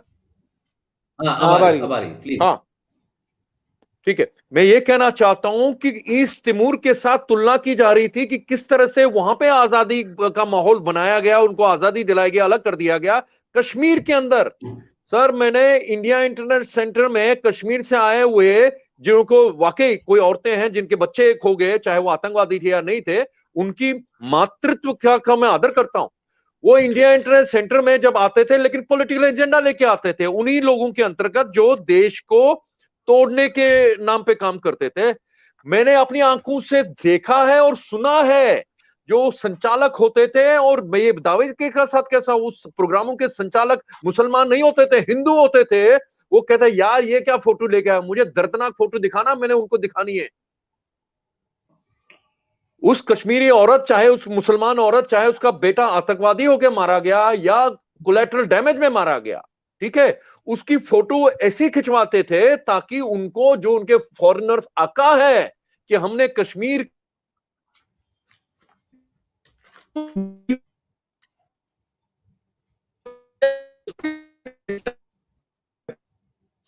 और पुष्पेंद्र और डॉक्टर, आपकी सर उमेंद्र की प्रॉब्लम नहीं है, खासकर मेरी खाली प्रॉब्लम नहीं है। हम इतने चंद हैं हिंदुस्तान के, आपके जयपुर में हमारे इतने कश्मीरी हिंदू लोग रहते हैं, हम किसी भी कोने में रह सकते हैं। लेकिन मैं ये कह रहा हूं कि अगर आपने कश्मीर के ऊपर कंप्रोमाइज किया, हिंदुस्तान के कोने कोने में कश्मीर उभर के आएंगे। आपने बोला आप आदर रखते हो, मान रखते हो सर, 1000 साल हम जंग लड़ते रहे हैं, हाँ 1000 साल की रेजिस्टेंस, जब मैंने बोला जंग लड़ते रहे हैं, लेकिन ये भी है कि 1000 साल में कई हमारे मानसिक ने अपनी बहन क्यों दी थी अकबर को। मैं जब हल्दी घाटी जाता हूं ना सर, वहां पे जाके मैं नमन करता हूं, खाली उस पृथ्वी को नहीं, उस चेतक को भी नमन करता हूं मैं। वहां पे दुनिया में एक ही जगह होगी जहां पे एक जानवर के लिए मॉन्यूमेंट बना हुआ, हिस्टोरिकल रीजन से। मेरे बच्चों को पढ़ाते हो क्या, एक कविता सुनाते हो, लेकिन जाके दिखाइए उसको हल्दी घाटी में क्या हुआ था। और ये भी मैं मानता हूं, मैं मिट्टी लेके आया था वहां से, मिट्टी लेके आया था जैसे लोग लेके आते हैं, लेकिन फिर किसी ने मुझे, आप जैसे कोई समझदार लोग, उन्होंने समझा ये मिट्टी को घर में मत रखो, ये खून से लगी हुई मिट्टी है। यहां हमने अभी रिकॉग्नाइज भी नहीं किया कि यहां कौन जीता था, ये मेरी तारीख है, मेरी हिस्ट्री है, उस युद्ध में कौन जीता गया अभी भी फैसला नहीं हुआ। मेरी मेरी रोमिला थापर ने अभी तक मुझे, मेरे बच्चों को नहीं पढ़ाया हल्दी घाटी में कौन जीता था।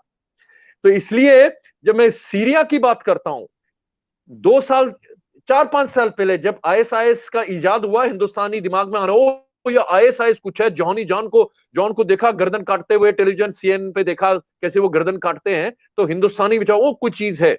बहुत बड़ा सेमिनार था सर, नाम नहीं लूंगा कौन किस संगठन का था, बहुत बड़े बड़े विचारक थे, intelligence officers, raw, IB, police, बड़े बड़े रिटायर्ड लोग वहां बैठे थे सर। तो मैंने उनको, और आईएसआईएस का बात कर रहे थे, तो मैंने बोला सर जो आपके आईएसआईएस की बर्बरता, उन दिनों पलमीरा एक जगह है सीरिया के अंदर, हिस्टोरिकल जगह पलमीरा, वहां के जो चीफ कंजर्वेटिव थे हाफिज अल सैयद, हाफिज अल असद, उसको आईएसआईएस वाले जब घुस गए, पहले उसको पकड़ा, बोले तू बता तूने यहाँ पे खजाने जो है, हिस्टोरिकल मॉन्यूमेंट जो है कहां छुपा के रखे। उसने छुपा के रखते, मुसलमान सीरियन शिया, हाफिज अल असद, सर गला काट के उसको सूली पे टंगा दिया गया। तो मैंने ही ये बोला इन ऑफिसर्स को कि 2-3 दिन पहले ये वारदात हुई थी, तो मैंने बताया, मैंने कहा सर मेरे कश्मीर में तो 30 साल पहले हुआ ये। सर्वानंद प्रेमी बहुत बड़े स्कॉलर, उन दिनों वो कुरान का ट्रांसलेशन कर रहे थे, घर के ऊपर हमला होता है, आतंकवादी घर के अंदर आते हैं, स्कॉलर थे, किताबें ऊपर नीचे तस है, तो उनका सोना जवाहरात उठा के ले गए। तो एक जहादी लेके आता अपने सरगना के पास है किताब, कहते हैं ये मिला है, वो सरगना कहता है माशाल्लाह ये तो कुरान शरीफ है। इसके बावजूद सर्वानंद प्रेमी जी को बाहर ले जाते हैं, उनके बेटे को, जवान बेटे को ले जाते हैं, पहले उनकी आंखों के सामने उनका जवान बेटा कत्ल कर दिया, फिर उनकी आंखें निकाली। आप पुष्पेंद्र भाई वो तिवारी जी का नाम बता रहे थे अभी, बालकृष्ण गंजू, टेलीकम्युनिकेशन इंजीनियर, उनको हिट लिस्ट में, हमारे हिट लिस्ट में लगता था सर, मारे, सरकार कहती है 300 मारे, लेकिन हमने ये भी दुर्भाग्य देखिए, इसी सेक्युलर स्टेट की दुर्भाग्य थे, अभी तक यही प्रथा चल रही है। अभी आप बीजेपी सरकार से पूछे कितने कश्मीरी हिंदू मारे गए थे, वो पुराने तत्कालीन कांग्रेस वाला स्टेटमेंट देंगे, 297 मारे गए थे। हमारे कार्यकाल, ये हमारी देखिए त्रासदी क्या है, जो सर्वाइवर्स हैं, जो विक्टिम्स हैं, वो अपनी लाशें गिन रहे हैं। तो हमारे कार्यकर्ताओं के अनुसार लगभग 2000 कश्मीरी हिंदू का कत्ल हुआ, वो बहुत बड़ा परसेंटेज बनता है 5 लाख लोगों में। 2000 कोई कॉम्बैट नहीं था, हम लड़ नहीं रहे थे उनके साथ, हमें नॉन कॉम्बैटेंट को उन्होंने कत्ल कर दिया। और सर एक एक कत्ल ऐसी बर्बरता के साथ किया गया, एक एक रेप ऐसी बर्बरता के साथ किया, एक एक सामूहिक हत्याएं ऐसी बर्बरता के साथ की कि बाकी जो उस गांव के अंदर 100, 200, 300 या 4 या 5 घर होते थे, उनके अंदर ऐसी दहशत डाल दी वो निकल जाए। और हमारी जो सरकार है आज तक की, हमारे सेकुलर, हमारे बुद्धिजीवी, हमारे हिंदू लोग, मैं तो हिंदुओं को बोलता हूं सर, 47 में हमने पाप किया था सर, वहां पे जो हिंदू और सिखों को छोड़ दिया, पाप किया था, बहुत बड़ा पाप किया था। और जो आप अभी कर रहे हैं ना, अब निवारण कर रहे हैं उसका, अब प्रायश्चित कर रहे हैं हम। और जब मैं आज बोल रहा हूं सीए के समर्थन में, मैं नेहरू एंड कांग्रेस और तत्कालीन हिंदुओं के मैं ये करता हूं। जब नेहरू ने जाके पाकिस्तान के अंदर लियाकत अली खान के साथ वो साइन कर दिया था ना, वो उसने ऑफिशियली मोटिगेट किया, ये तेरे हिंदू सिख तेरे नाम जो कर ले। एग्रीमेंट में ये लिखा था कि तू अपनी माइनॉरिटी को संभालो, हम अब तुम्हारी अपनी माइनॉरिटी को संभालेंगे। मेरी माइनॉरिटी तो डबल डिजिट होगी तब से अभी तक, राष्ट्रपति और उपराष्ट्रपति बन गए, है ना, होम मंत्री बने, जो कुछ भी बने, लेकिन वहां की माइनॉरिटी 24 से लेकर 1.5% लेकर यहां तक आज तक का हिंदू चुप रहा। ये जो आप, ये जो जिनको देखते हैं ना आप, जिनके आप ये करते हैं सर, ये अपने पूर्वजों की लाशों, उनके जो ये रखते ना, ये उनकी अस्थियां अस्थियां संभाल के रखते हैं। वहां पे सरकार को बोलते हैं हिंदुस्तान जाना है, अस्थियों का विसर्जन करना है गंगा में। विसर्जन करने गंगा में, वो एक अलग कैटेगरी है शुक्र है रिलीजियस उस, वीजा। जी जी, जब वो वीजा लेके आते हैं अटारी बॉर्डर पे, जब आते हैं ना सर, पीछे गेट की तरफ देखे, उनके सामने पासपोर्ट फाड़ के देते हैं, उनके ऊपर देते हैं, थूकते हैं, लानत करते हैं। और वो यहां आके समझते हैं कि हम हिंदू देश में आए हैं। और सर किस अवस्था में रह रहे हैं वो लोग। हमें मौका मिलना, मुझे बड़ा दुर्भाग्य से कह रहा हूं, मेरे पास इतना वक्त नहीं है कि मैं उनके साथ भी वक्त गुजारूं, लेकिन 2-3 साल पहले यहाँ पे दिल्ली में ब्रिजवासन के साथ हमने पूरा एक दिन उनके साथ बिताया। और मुझे जब भी मौका मिलता है भाई के साथ, हम जब भी कहीं पे भी जाते हैं, मैं तो सीए की बहुत और इस सरकार से भी अपील करते हैं हम लोग कि उसके ऊपर टाइम ही 2014 2015 नहीं चलेगा। दुनिया भर में, विश्व में कहीं पे भी हिंदू और सिख के साथ अगर धर्म के नाम पे उनका प्रोसिक्यूशन हो रहा है, हिंदू देश भारत उनके लिए एक ही एकमात्र डेस्टिनेशन है जहां पे उनको किसी वक्त यहां पे आना चाहिए। राइट टू रिटर्न, जैसे इजराइल के अंदर है, दुनिया में कहीं पे भी यहूदी है, कहीं से भी यहूदी पैदा हुआ, वो सिर्फ इजराइल जाएगा। इतना छोटा सा देश है, मेरा तो इतना बड़ा देश है सर, लेकिन इन सबको सिर्फ उत्तर पूर्व में मत डालिए, वहां पे बहुत हालत खराब है उनकी। भारत, आप राजस्थान में इतने लोग रहना ना सर, आपने तो कभी उनके आगे कभी नहीं बोला कि हमारी यहाँ पे संस्कृति बदल रही है। कुछ राजस्थान में भेज दीजिए, मध्य प्रदेश में भेज दीजिए, हिमाचल में भेज दीजिए, लेकिन सिर्फ उत्तर पूर्व में उनका प्रेशर मत डाले, क्योंकि इंप्रेशन पड़ता है कि असमिया लोग इनके खिलाफ नहीं है। असमिया लोग मेरे और आपसे ज्यादा हिंदुस्तानी है, लेकिन उनके नहीं नहीं, कल्चरल भी, उनकी आइडेंटिटी खत्म हो जब रही इस है। विषय पर ठीक है, बात हो रही तो थी ना ये मैं रजत कहना भाई, चाहता हूं कि हमारी जो टॉप लीडरशिप से बात हो रही थी, संघ में अगर से बात हो रही थी, तो हमने कहा भी था कि हिंदुओं को आप राजस्थान भेज दो, बांग्लादेशी हिंदुओं को आप राजस्थान भेज दो, जमीन बहुत है हमारे पास, और अब तो वही मैं कह रहा हूं तेल वेल सर। भी निकल रहा है, सर, खजूर की खेती करवा देंगे, कुछ ना कुछ हो जाएगा। सारा बोझ सर मैं आसाम पर नहीं पूरे डालना है, ये बात उचित है बिल्कुल। सारे हिंदुस्तान का डोगरा जम्मू का एग्जांपल देता हूं सर। छोटी सी जगह और discrimination in terms of allocation, municipal facilities, क्योंकि कश्मीर, जम्मू कश्मीर और लद्दाख की सरकार आज तक 2019 से पहले जम्मू श्रीनगर केंद्रित होती थी, कि कश्मीर से ही ओरिजिन होती थी। ये निश्चित किया जाता था कश्मीर, तो सारी पॉलिसीज कश्मीरी मुस्लिम, वहाबी सुन्नी मुस्लिम केंद्रित होती थी। जम्मू को तो कुछ नहीं मिलता था। 288 किलोमीटर दूर जब हमारे लोग जम्मू पहुंचे सर, उन्होंने अपने छोटे छोटे जो घर खोले थे ना, वो भी हमको हमारे लिए खोल दिया सर। पूरे पंजाब से जो सियालकोट वगैरह से जो हिंदू और सिख 70 साल से वो लोग जम्मू के अंदर रिफ्यूजी बन के रह रहे हैं, लेकिन डोगरा लोगों का दिल देखिए कितना बड़ा। और हमारी सरकारों ने आज तक क्या किया कि उन्हीं डोगराओं को, ये 13 जुलाई को ऑफिशियल था सर, ये इस साल तक 13 जुलाई को ऑफिशियल लेवल पे हम लोग डोगरा लोगों की जिल्लत करते थे, जिसको वे लोग शहीदी दिवस कश्मीरी मुसलमान बोलते हैं। महाराजा हरि सिंह बहुत बड़े नेतृत्व वाले स्टेट्समैन राजा थे, विलन बना दिया सर हमने उसको। और मैं जम्मू के डोगरा लोगों को इसके लिए दोषित बोलता हूं, उन्होंने उनका साथ नहीं दिया, अपने ही देश के, उनके परिवार ने उनके साथ नहीं दिया, क्योंकि वो हिंदुस्तानी था। उसने प्रिंसली कॉन्फ्रेंस लंदन में बोला था कई साल पहले कि I am an Indian first. इतना सेक्युलर महाराजा, 50% ये जानते हुए उसको हक था कि पूरी आर्मी उसकी हिंदुओं की आर्मी होती। 50% मुसलमान और 50% हिंदू रखे थे, और हुआ क्या, वो जो 50% है उसके 90% पाकिस्तानी बन गए सर। पुंछ का ये कर दे, और हम पे तोहमत लगाते हैं कि डोगरा लोगों ने 47 में मुसलमानों को वहां पे मारा। और जितना जो फिगर बताते ना सर, अंग्रेजी किसी कॉरेस्पॉन्डेंट ने वहां पे ऑस्ट्रेलिया या इंग्लैंड में बैठ के एक रिपोर्ट बनाई, वो हमारे पे मुंह पे फेंकते हैं कि जम्मू के अंदर डोगरा लोगों ने मुसलमानों का कत्ल है। जो फिगर बताते हैं उतनी तो उस वक्त पूरे जम्मू इलाके में आबादी नहीं थी। और जो नहीं रहे वहां पे, वो तो पुंछ ही थे। जो लोग मुसलमान आर्मी में थे महाराजा की, वो सारे पाकिस्तान चले गए, विद्रोह कर दिया उन्होंने। हिंदू जो फौजी थे साथ में सोए थे सर। कारगिल में गिलगित स्काउट्स, ये हिंदू सिपाही, ये मुसलमान सिपाही, रात को उठा, उसी को मार दिया, अपनी रेजिमेंट का हाँ कत्ल जी। कर दिया उसको। वो साइकोसिस है ना, वो साइकोसिस तो कहां जाएगा। विलन बना दी, विलन बना दिया सर। मैं ये कहना चाहता हूं कि हम वो क्यों नहीं उल्टा कर रहे हैं। मैं चाहता हूं जम्मू के अंदर बहुत बड़ा भव्य एक मूर्ति लगनी चाहिए महाराजा हरि सिंह की।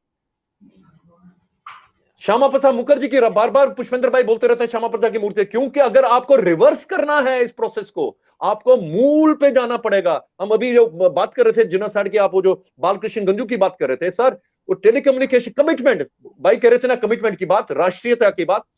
वो टेलीकम्युनिकेशन इंजीनियर हिट लिस्ट में था, उसको अपने बॉसेस ने बोला तू निकल जा, मार देंगे तेरे को। कह रहा मैं एक ही बचाऊं, यहां पे पलायन हो चुका था, मैं एक ही बचाऊं, अगर मैं गया तो दिल्ली और श्रीनगर के बीच में कम्युनिकेशन सिस्टम सारा डिसरप्ट हो जाएगा। और तो सर अपने ही घर के अंदर रहा, आतंकवादी घर में घुसे, वो जाके छत के ऊपर वही एटिक में हम लोग सर्दियों के लिए खाना वगैरह सब वही, चावल गेहूं वगैरह सब उसमें बड़े बड़े वो ड्रम होते हैं ना लोहे के, उनके अंदर रखते हैं संभाल के।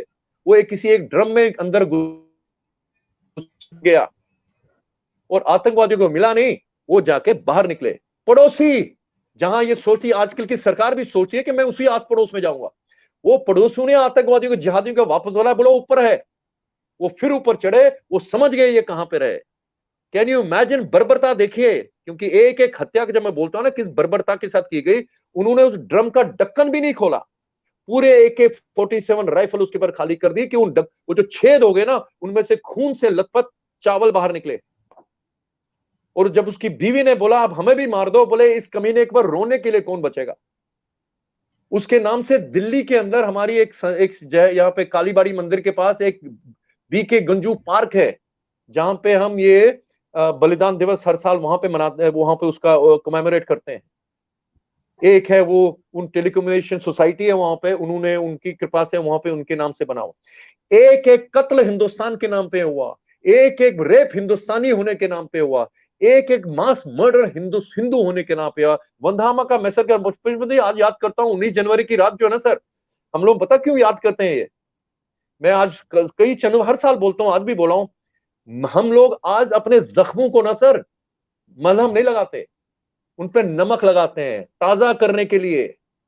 क्योंकि मेरा वादा है मेरी कम्युनिटी के साथ, सनातनी हिंदुओं के साथ, भारत के जितने गणतांत्रिक मुझे मेरे पास हक है ना, उनके अंतर्गत जब तक मैं मेरा कश्मीर में जो एक एक खून का कतरा बहा है और पलायन में एक एक आंसू जो बहा है मेरे लोगों का, उसका हिसाब किताब जब तक नहीं करूंगा, तब तक ये जख्म हरे रहेंगे। और जब तक मैं वापस नहीं जाऊंगा, ये जख्म हरे रहेंगे। हम भूले नहीं सर, हम भूले नहीं। और वहां पे मुझे जाना है, मुझे वो संस्कृति दोबारा चलानी है, जो इस सरकार को मैं याद दिलाना चाहता हूं। 370 हटाने से आप जिनोसाइड का रिवर्सल नहीं कर सकते। मुझे वहां पे मेरी जमीन चाहिए जहां पे मैं हिंदुस्तानी बन के रहूंगा। पहले तो ट्राइब्यूनल बिठाना है, जिनोसाइड को तहकीकात करनी है। जो लोग मुनव्वस थे, चाहे वो दिल्ली में थे, चाहे वो श्रीनगर में थे, चाहे वो मरणोपरांत, उनके ऊपर इन्वेस्टिगेशन होनी चाहिए। पुष्पेंद्र भाई बार बार इसका जिक्र करते हैं, कौन मुनव्वस थे जिनको फांसी लगनी चाहिए। एक दो को उन्होंने यहां पे तिहाड़ में रखा हुआ, वो पोस्टर बॉयज है जहाद के, उनको फांसी भी दो, उससे खत्म नहीं। एक वॉरलॉर्ड को फांसी दोगे नहीं। जितने लोग मुनव्वस है उनके लिए सर, संग्रामपुरा में नरसंहार किया, ये जहादी वहां से चल पड़े, लाशों के ढेर में से एक बच्चे के रोने की आवाज निकली।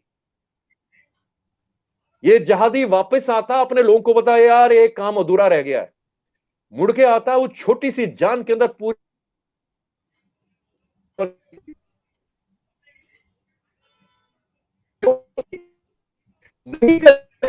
नहीं करेंगे। मैं बार बार कहता हूं, जो 47 में हमने गलती की, जो 19 की, हमने उनका हिसाब किताब नहीं पूछा। उस ग्रेट ब्रिट्रेयल का जो 14 अगस्त 1947 को हुआ था, आपने ट्रांसफर ऑफ हमारे साथ सिविलाइजेशन के ऊपर, और मुझे उन सनातनी मुसलमानों के ऊपर भी गर्व है जो आज हमारे साथ खड़े हैं, जो हिंदू अपने आप को सांस्कृतिक तौर पे हिंदू बोलते हैं हम संस्कृत सनातनी हिंदू हैं, सनातनी मुसलमान हैं, मैं उनका सैल्यूट करता हूं सर।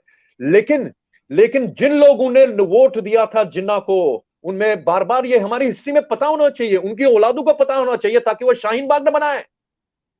जिसके बाप दादाओं ने जिन्ना को 14 अगस्त का वोट दिया था, उसकी आज की पुष्ट शाहीन बाग में तिरंगे के नीचे तेरा मेरा रिश्ता क्या लाई लाया क्या लाई लाई लला का नारा लगाते हैं, वही जिन्ना का। उसकी पुश्तें मुस्लिम यूनिवर्सिटी में अभी भी जिन्ना का पोर्ट्रेट रखे हुए हैं। हिंदुस्तान की हर यूनिवर्सिटी के अंदर इकबाल के नाम से चेयर है, डिपार्टमेंट्स है, बड़े बड़े पोस्टर लगे हुए हैं। जिसने जो गढ़ था, जो जिसका मूल रीजन था पाकिस्तान बनने का, फिलोसफिकल, जब खिलाफत का उसने बोला, क्या बोला था, या अल्लाह ये बिजली गिरती है तो मुसलमान पे ही क्यों। और उसने उसको जो एकोमोडेशन है, हमारे नेता लोग तो उसकी गजलें कोट करते हैं फॉरेनर के साथ। मैंने फॉरेनर्स के साथ काम किया है। बाबर की कविताएं, मेरा फॉरेन मिनिस्टर तत्कालीन जो हमारे फॉरेन मिनिस्टर हुआ करते थे, नाम नहीं लूंगा, बाबर की कविताएं और इकबाल की कविताएं फॉरेनर्स को सुनाते हैं। उनका जो फॉरेन सेक्रेटरी लेवल का स्टाफ, वो मेरे बारे में जानते हैं, कहते ये तो कुछ और बोल रहे हैं। मैंने कहा हाँ, इसीलिए तो 1000 साल हमको लड़ना पड़ा तुम जैसे लोगों के साथ, और लड़ते रहेंगे। ये मानसिकता बदलेंगे, हिस्ट्री बदलेगी। तो जब आप कश्मीर में ये करेंगे तो आपको केरला के जिहादियों को एक नसीहत मिलेगी कि तुम लोग कश्मीर में आके हिंदुस्तानी फौजियों के साथ नहीं लड़ोगे। 10 साल पहले कश्मीर के अंदर केरला के जिहादी हिंदुस्तानी फौजियों के साथ लड़ते लड़ते मारे गए। इसका कोई जिक्र नहीं करता। ये एक ताज्जुब नहीं है कि आप आईएसआईएस में ज्यादातर लोग केरल के जिहादी जाते हैं। आपको तो मालाबार में, क्योंकि आपने उसको मेरे बापू ने उसको नहीं बोला कि वो कत्लेआम हुआ, हिंदुओं का वहां पे मालपा जो कत्लेआम हुआ। टीपू सुल्तान को तो ये लोग अपना बाप मानते हैं, हमारे हिंदुस्तानी बाप मानते हैं उनको। ललित भाई, आपने मालाबार का जिक्र किया, इसलिए मुझे ये किताब दिखानी पड़ रही है। इस किताब का नाम है Gandhi and anarchy, and this book is written by none other than gentleman sir C Sankaran Nair. Sir C. Sankaran Nair he was chairing that meeting in Amravati. Congress के प्रेसिडेंट थे 1897 में, अमरावती के अधिवेशन की चेयर कर रहे थे। उनकी लिखी हुई किताब है। इसकी किताब के पेज नंबर 132 के ऊपर एनी बेसेंट, जो 1917 में कांग्रेस की अध्यक्ष रही, उन्होंने इस पे पेज नंबर 132 के ऊपर एक पूरा का पूरा एक चैप्टर लिखा है। और उस चैप्टर के अंदर कमाल की चीज यह है कि वो लिखती हैं, और उस चैप्टर का नाम है ये,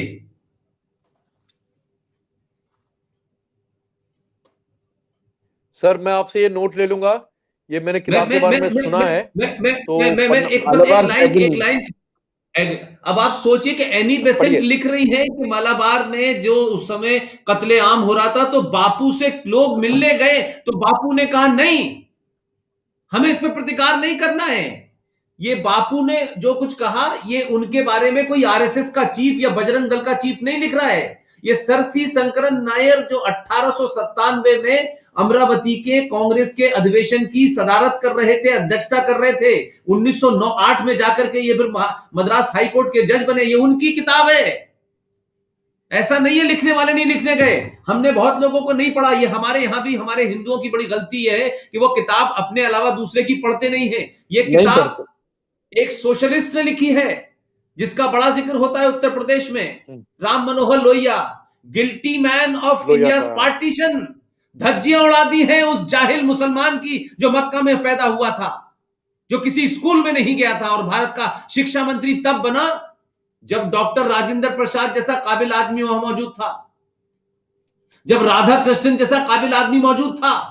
तो सवाल यह नहीं है कि लिखने वालों ने नहीं लिखा है। आरएसएस या हिंदूवादी ताकतों के अलावा भी बहुत लोगों ने बहुत कुछ लिखा है, लेकिन हमारे समाज ने पढ़ा नहीं। ऐसी एक किताब और है, ये किताब अगर आप पढ़ेंगे, ये किताब है, ये किताब लिखी हुई है Muslim League attacks on Sikhs and Hindu in the Punjab 1947।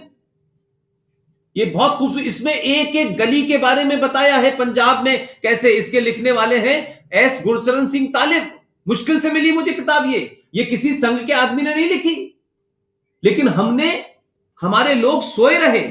हमारे लोगों के आज भी एटीट्यूड में यह है कि कोई और आएगा वो करेगा, कोई भगत सिंह पैदा होगा, कोई सुभाष पैदा होगा, कोई आएगा वो करेगा, हम क्यों करें? इसलिए भारतीय समाज आज भी अपनी लड़ाई में ये करता है, नहीं नहीं साहब देखिए ऐसा है, पुलिस को करना चाहिए, नहीं नहीं साहब सरकार को करना चाहिए। अरे सरकार पे जो समाज जिंदा निर्भर रहता है उसके साथ यही होता है, उसके साथ यही होता है।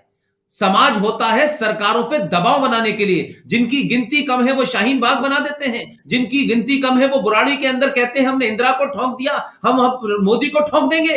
लेकिन ये 100 करोड़ समाज जो है सब काम चाहता है कि मेरे सोने से लेके खाने पीने उठने बैठने के सबके लिए सरकार काम करेगी। जो सरकारों पे निर्भर रहते हैं वो समाज जिंदा नहीं रहते, और जिन्हें मरने का हुनर नहीं आता उन समाजों को मर जाना चाहिए।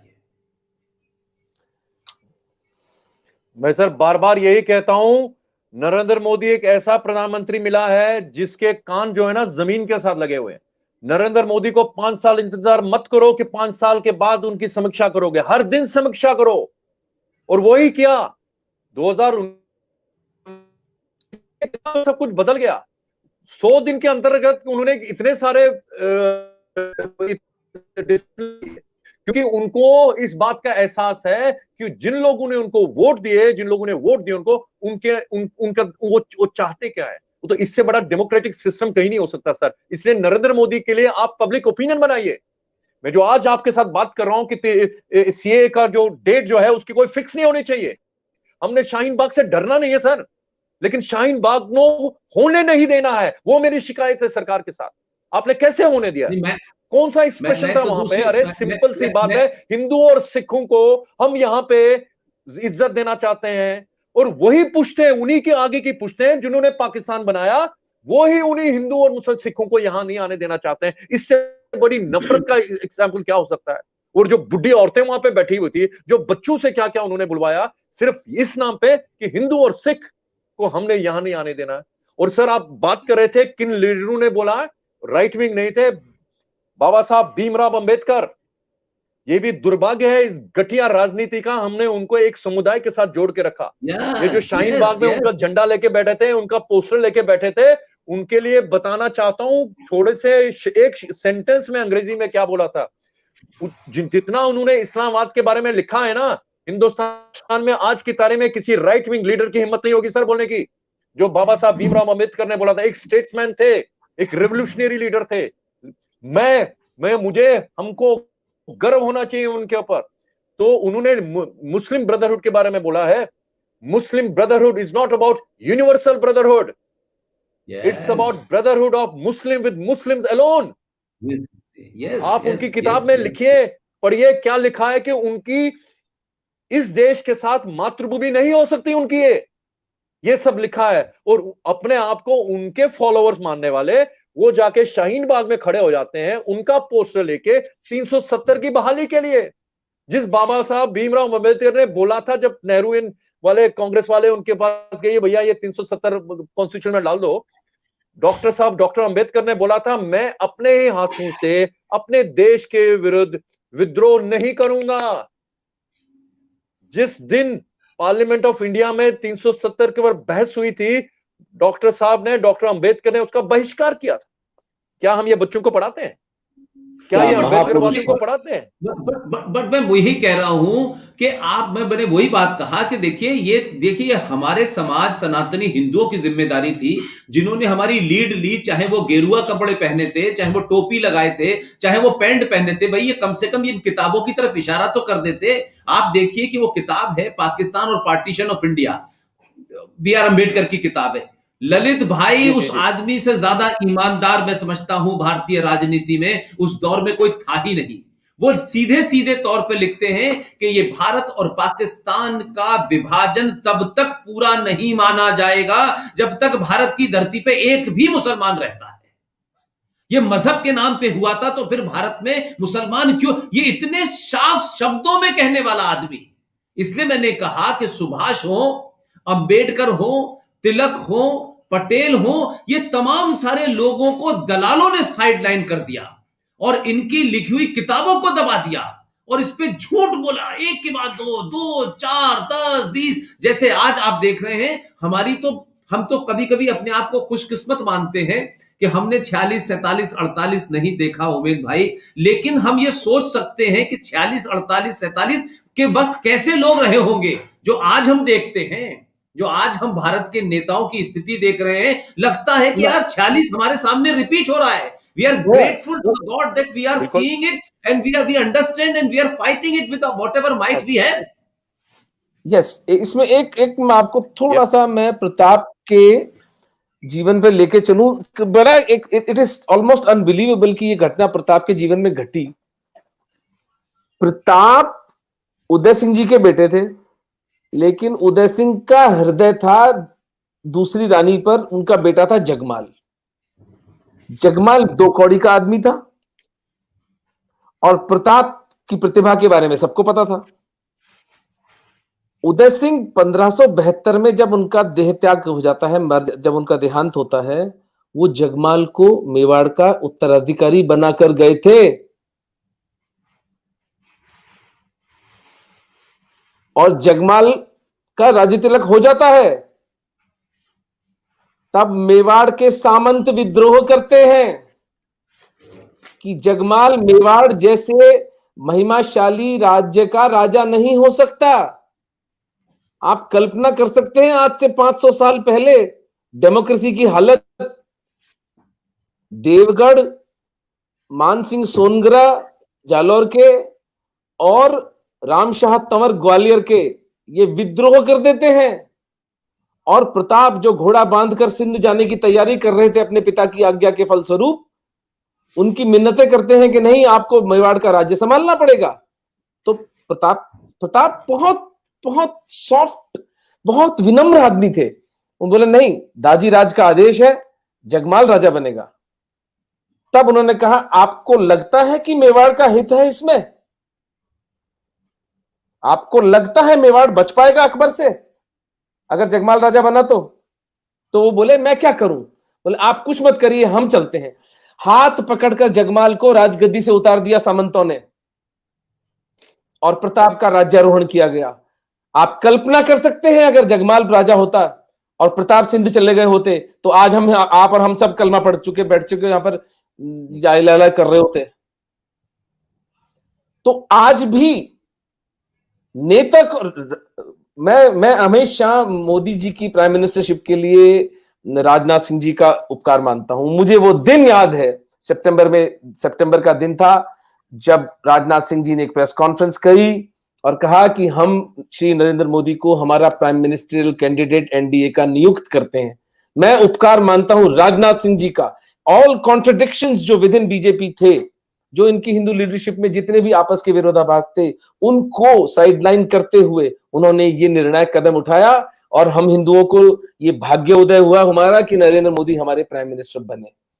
तो आज भी मैं पुनः उसी बात को रेखांकित करता हूं कि ये जो साधु संत धर्माचार्य गंगा जमुना तहजीब का झूठ हमें पढ़ा रहे हैं, ये जो झूठ हमारे बच्चों की हत्या का कारण बनेगा, जिसका मूल्य ये लोग नहीं चुकाते, वो सीमा पर बैठा बेचारा सैनिक चुकाता है, वो पाकिस्तान के सिंध में 5 साल की बच्ची चुकाती है, उसका श्राप इन सबको लगेगा। तो problem is not with the Hindu society, problem is कि आज हमारे पास देवगढ़ के अक्षय मान सिंह सोनगरा और ग्वालियर जैसे सामंत नहीं रहे जो स्टैंड ले सके कि राइट लीडरशिप क्या होती है। इसलिए सर हम तीनों बैठ के यहां पर सर फोड़ रहे हैं आपस में। नहीं, अभी बात हो ही रही है। नहीं, पुष्पेंद्र जी की जो रीच है बहुत दूर है। तो अभी हम जो ये बात कर, आपने नरेंद्र मोदी के बारे में बोला, सर नरेंद्र मोदी को मैं जहां पे भी मौका मिलता है मुझे, मैं ये बोलता हूं कि he is the most scrutinised politician in the world. अगर उनके अगेंस्ट 1 रुपए का भी उनको मिलता, इनसे पहले जो सरकारें जो 10 साल लगी हुई थी, तो कब का भगवान न करे क्या करते हैं इनके साथ ये। तो he is the most scrutinised politician in the world, number 1। उन्होंने हिंदुस्तान के अंदर पहली बार इसको फेस किया और उसे सक्सेसफुली निकले। जो प्राइमरीज अमेरिका के प्रेसिडेंशियल इलेक्शन में होते ना, प्राइमरीज पार्टी के अंदर, वो भी उन्होंने पास कर लिया, प्रथा रखी, पास कर दिया। इसीलिए मुझे, और जो वो बहुत छोटे छोटे काम ऐसे हो रहे हैं जो बहुत हिस्टोरिकल है, जिनका आम लोगों तक फर्क ही नहीं पड़ रहा है, उनको दिमाग तक नहीं है, वो आप शायद सोच सकते हैं, हम लोग देख सकते हैं लेकिन वो भी लोगों तक पहुंचाना है कि जब आप प्रेसिडेंट, किसी बाहर के विदेशी प्रेसिडेंट या प्राइम मिनिस्टर को काशी ले जाते हैं आरती करने के लिए, आप बहुत कुछ मैसेजेस देते हैं। जब वो अमेरिका में कश्मीरी हिंदू विस्थापित हिंदू के हाथ जोड़ के उनके हाथ अपने हाथों में पकड़ते हैं और बोलते हैं आप लोगों ने बहुत झेला है, वो मैसेज है, बहुत बड़ी मैसेज है। यहां कभी नहीं मिलते, वो प्रधानमंत्री बनने के बाद कभी मिले नहीं, लेकिन जब अमेरिका में वो मैसेज देता है, मैं एज एन एनालिस्ट मैं उसमें देखता हूं कि उसमें मैसेजिंग क्या है। एक फॉरेन लैंड में कश्मीर जहाद के सबसे बड़ा जो विक्टिम है कश्मीरी हिंदू है, उनके हाथ कुछ नहीं बोला, नाम नहीं लिया, हाथ उनके हाथों में ले ले, बोला आप लोगों ने बहुत कुछ झेल लिया, बहुत बढ़िया। इसीलिए मैं चाहता हूं जो उनका एजेंडा है, देखिए सर, सनातनी व्यवस्था बचेगी, ये कॉन्स्टिट्यूशन तभी तक है जब तक आप और हम है यहाँ पे। मैं सबके सामने मुंह पे बोलता हूं, जिस दिन आपका डेमोग्राफिक ऑर्डर बदल गया, ये तो खुद बोलते हैं ना, जो हैदराबाद का खलीफा है क्या बोलता है कि मेरा रिश्ता हिंदुस्तान के साथ कॉन्स्टिट्यूशन के द्वारा है। हम वंदे मातरम नहीं बोलेंगे क्योंकि ये कॉन्स्टिट्यूशन में नहीं लिखा है। वो यही बोलते हैं कि हमारा हिंदुस्तान के रिश्ता, इन अदर वर्ड्स पब्लिकली बता रहे हैं कि आपका रिश्ता हिंदुस्तान के साथ, हिंदुस्तान की कॉन्स्टिट्यूशन के साथ है ना, उसके द्वारा है। तो ठीक है भाई, तो मैं उनको एक छोटा सा सवाल पूछता हूं, 1947 से लेके 1950 तक तुम्हारा हिंदुस्तान के साथ क्या रिश्ता था? किराएदार थे? बिना किराए के किराएदार थे क्या? ठीक है, जिस दिन उनको मौका मिलेगा सर, ये कॉन्स्टिट्यूशन वैसी ही हो जाएगी जैसे बाकी मुल्कों में हुई है। 10-10, 20-20, 30-30 साल के बाद सेटलर्स ने वहां की संस्कृति, वहां की पॉलिटिक्स सारी बदलती है। ये तो वही कह रहा हूं मैं, 1000 साल की रेजिस्टेंस है। आज अभी भी हम क्लेम कर सकते हैं 85 से 90% हम लोग हिंदुस्तानी हैं, हिंदू हैं यहाँ पे, सनातनी है यहाँ पे। लेकिन इसीलिए कह रहा हूं मैं, नरेंद्र मोदी की जो हमारे पास जो एक एडवांटेज है वो वेस्ट ना हो जाए। नरेंद्र मोदी का पॉलिटिकल दूसरी पार्टीज में कोई अपोजिशन नहीं सर, उनको इतना डिसिमेट किया गया है, अगले 10, 15, 20 साल तक उनका कोई नामो निशान नहीं है। मुझे लगता है कि अगर उनको कोई खतरा है, it is from with in. जो लोग उनको, नरेंद्र मोदी ग्राउंड पे नहीं जाएगा सर। अगर आप नरेंद्र मोदी पार्टी के कार्यकर्ता हैं, आप अपने जिले से, आप अपने तहसील से, अपने हेडक्वार्टर्स को समाचार देंगे यहां क्या हो रहा है, ठीक है। और मैं नहीं समझता हूं, क्योंकि कश्मीर पे मेरी ज्यादा नजर है, मैं नहीं समझता हूं कि कश्मीर में जो इनका जो धड़ा है वो इनको अच्छी तरह से संभाल के बता रहा है कि वहां पे क्या जमीनी हालत है। आज की तारीख में भी जम्मू के हमारे हिंदुओं के साथ तो हो ही रहा है। 46 सर 106 दिन हो गए, 45 कश्मीरी हिंदू और लड़के लड़कियां जम्मू प्रेस क्लब के बाहर धरना पे बैठे हैं। नौकरी उनको 2 साल पहले दी गई थी, उनको एम्प्लॉय नहीं किया जा रहा है। वो उनकी गुर्बत में ऐसी हालत है, उनको वो पिडली अमाउंट जो ये प्रधान, मैं प्रिंसिपली, हम लोग अगेंस्ट हैं। ये लोग आज बीजेपी वाले भी बोले 6000 नौकरियों की घोषणा कर दिया। अरे नरसंहार क्या 6000 नौकरियों से तुम्हारा वापस, हम के भिखारी हैं? लेकिन सर उन जगहों पे नौकरी मिलती है, मनमोहन सिंह का ये एजेंडा पैकेज है, उन गांव में, उन शहरों में जहां से इन बच्चों के माँ बाप को खदेड़ दिया गया था, वहां पे इनको नौकरी दे रहे हैं। ये हम पे एहसान कर रहे हैं। लेकिन मुझे मजबूरन इनकी नौकरी के लिए प्लीड करना पड़ रहा है, क्योंकि ये नौकरियां तो जम्मू प्रांत में भी मिल सकती थी ना, काहे को कश्मीर ले जाना है? कश्मीर में ये सेक्युलर एक्सपेरिमेंटेशन करते हैं हिंदुओं की, जो कांग्रेस ने शुरू की, यही सरकार भी कर रही है। लेकिन इन बच्चों के लिए मैं समर्थन कर रहा हूं, इनको नौकरी चाहिए। घर में सर 13,000 रुपए का पेंशन मिलता है सरकार की तरफ से। 6 लोग भी अगर घर के अंदर है, आप इमेजिन करेंगे 6 लोग कैसे खाते होंगे सर 13,000 रुपए में। तो नौकरी करनी है, नौकरी करनी है। कोई लोग तो मैं आपके द्वारा बताना चाहता हूं, मैं उनको गुस्सा करता हूं, लड़के कहता हूं हमारे जीने का मकसद है, मिट्टी का तेल के जला देंगे गवर्नर के दफ्तर के सामने। इज्जत करते हैं, रोक के रखा हूं मैं। और मैंने उनको बोला कि बड़ा स्पिरिचुअल इंस्पिरेशन उनको देता, हम तो कश्मीरी हैं, हम तो ये मानते हैं कि हर मानव के अंदर शिव है, तुम्हारा कोई अधिकार नहीं है इस शरीर को दुख देने का। हम तो गर्व है, 1000 साल से हमने जेल लिया, कश्मीर में 700 साल से जेल लिया, नहीं अपने आप को मारना, हम लड़ेंगे, हिम्मत के साथ लड़ेंगे। लेकिन इनकी रोज उस सरकार, अब सरकार में जम्मू कश्मीर अब्दुल्ला की सरकार नहीं है, महबूबा मुफ्ती की सरकार नहीं है, दिल्ली की सरकार है, और ये नॉर्थ ब्लॉक की सरकार है, होम मिनिस्टर के अंदर की सरकार चलती है। रोज जाते हैं वो ब्यूरोक्रेट, फाइल उनके टेबल पे पड़ी है, कहते हैं हाँ करेंगे देखेंगे, अपना मुझे मीटिंग में जाना जाते हैं। इसकी जिल्लत नहीं हो सकती इससे ज्यादा हमारी। और मैं उनको बोल रहा हूं, हम भीख नहीं मांग रहे हैं, हक से मांग रहे हैं, इज्जत से मांगेंगे। ये भी अभी चल रहा है जम्मू के अंदर। अभी भी जम्मू कश्मीर के अंदर जो नौकरियों का, सरकारी नौकरियां अनाउंस होती ना सर, जम्मू के लिए अगर 100 नौकरियां निकलती है, जम्मू के डोगरा के लिए 20 निकलती है, उसके लिए 80 अभी भी उसी वादी के लिए निकलती है। कितना टेस्ट करोगे? और जो बार बार बोलता हूं, अगर हिंदुस्तान के बाकी प्रांतों को सीखना होगा बड़ा दिल, वो जम्मू के डोगरा लोगों से सीखे। आज की तारीख में डेमोग्राफिक बॉर्डर है, कश्मीरी हिंदू का नरसंहार कश्मीर में हुआ, अब तो वहां हिंदू ने डेमोग्राफिक बॉर्डर नहीं, आपका डेमोग्राफिक बॉर्डर हटके 280 300 किलोमीटर अब जम्मू में है। उनको मत, हमारे यहाँ मानना है कि महाराणा प्रताप ने जंगलों में जाके मिट्टी की या घास की रोटियां खा के खाई हैं, ये हमारे यहाँ मानते हैं, उनका आदर्श मानते हैं। जम्मू में जब 370 हटाने के लिए ये जो कश्मीर के लोग आए बताने के लिए, अरे तुम लोगों के ऊपर ज्यादा नुकसान होगा, हरियाणा के 7 फुट के जवान आएंगे, तेरी नौकरी ले जाएंगे पुलिस के अंदर, तुम्हारे बाहर के तुम्हारे लोग हैं, जम्मू के डोगरा लोग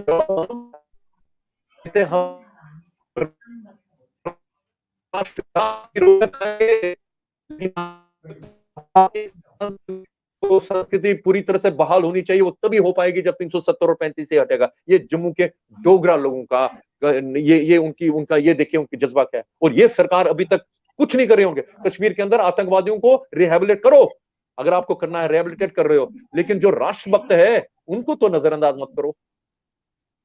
और ये नरेंद्र मोदी तक कैसे पहुंचाओ, मेरे ट्वीट से तो नहीं पहुंचेगा, ये उनको वो बताएंगे जो वहां के पार्टी के कार्यकर्ता है।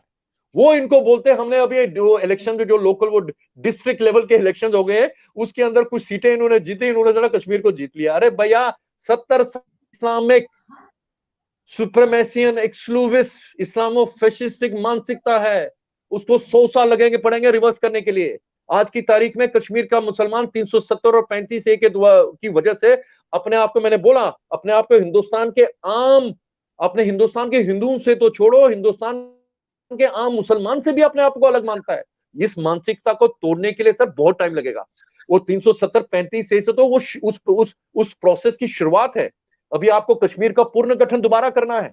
जम्मू के अंदर 4G नहीं है, क्यों नहीं है? वहां तो आतंकवाद नहीं है, क्योंकि कश्मीर के साथ जुड़ा हुआ। भैया जम्मू स्टेट को अलग कर दो। कश्मीर के अंदर अगर आपको इस्लामाबाद की कमर तोड़नी है हमेशा के लिए, कश्मीर के अंदर पहले आपको कश्मीरी हिंदुओं के लिए एक यूनियन टेरिटरी पनुन कश्मीर की बनानी पड़ेगी।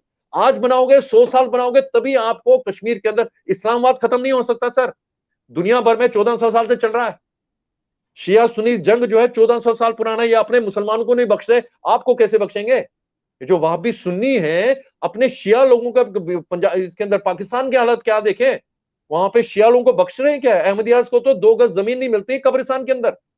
अगर ये अपने मुसलमानों को नहीं बख्शते जो वहाबी नहीं है, तो हिंदुओं को तो नहीं छोड़ेंगे, और आप सबको तो निकालने वाले नहीं है। तो आपको इनकी कमर जो है तोड़नी पड़ेगी, वो तभी होगे जब आप उनको उस एरिया से निकाल लें, उनका एरिया कम कर दोगे, एरिया ऑफ ऑपरेशन। कश्मीर के अंदर आपको यूनियन टेरिटरी पर कश्मीर की बनाओगे तो मेरा झंडा वहां पे तो लग गया ना। और मुझे महबूबा मुफ्ती के अंडर नहीं रहना, ये हमें बता चुके हैं। मुझे अब्दुल्ला के, वो भी कल बनेगा, मुख्यमंत्री बन सकता है, महबूबा बनेगी, तो उसके अंदर नरेंद्र मोदी की बीजेपी उनके साथ कंप्रोमाइज कर सकते हैं। मैं राष्ट्रवादी हिंदू उनके साथ नहीं करना चाहता हूं, उनका पड़ोसी भी नहीं होना चाहता। तो आपके द्वारा ये प्रेशर मुझे इस सरकार के ऊपर है। मैं चाहता हूं कि नरेंद्र मोदी की जो पॉलिटिकल विल है वो वेस्ट नहीं होनी चाहिए। एक और भी पुष्पेंद्र जी, एक और एग्जांपल ललित भाई, लोग सुनते हैं, नहीं एक मिनट सर, मैं क्यों ये सब बताना चाहता हूं।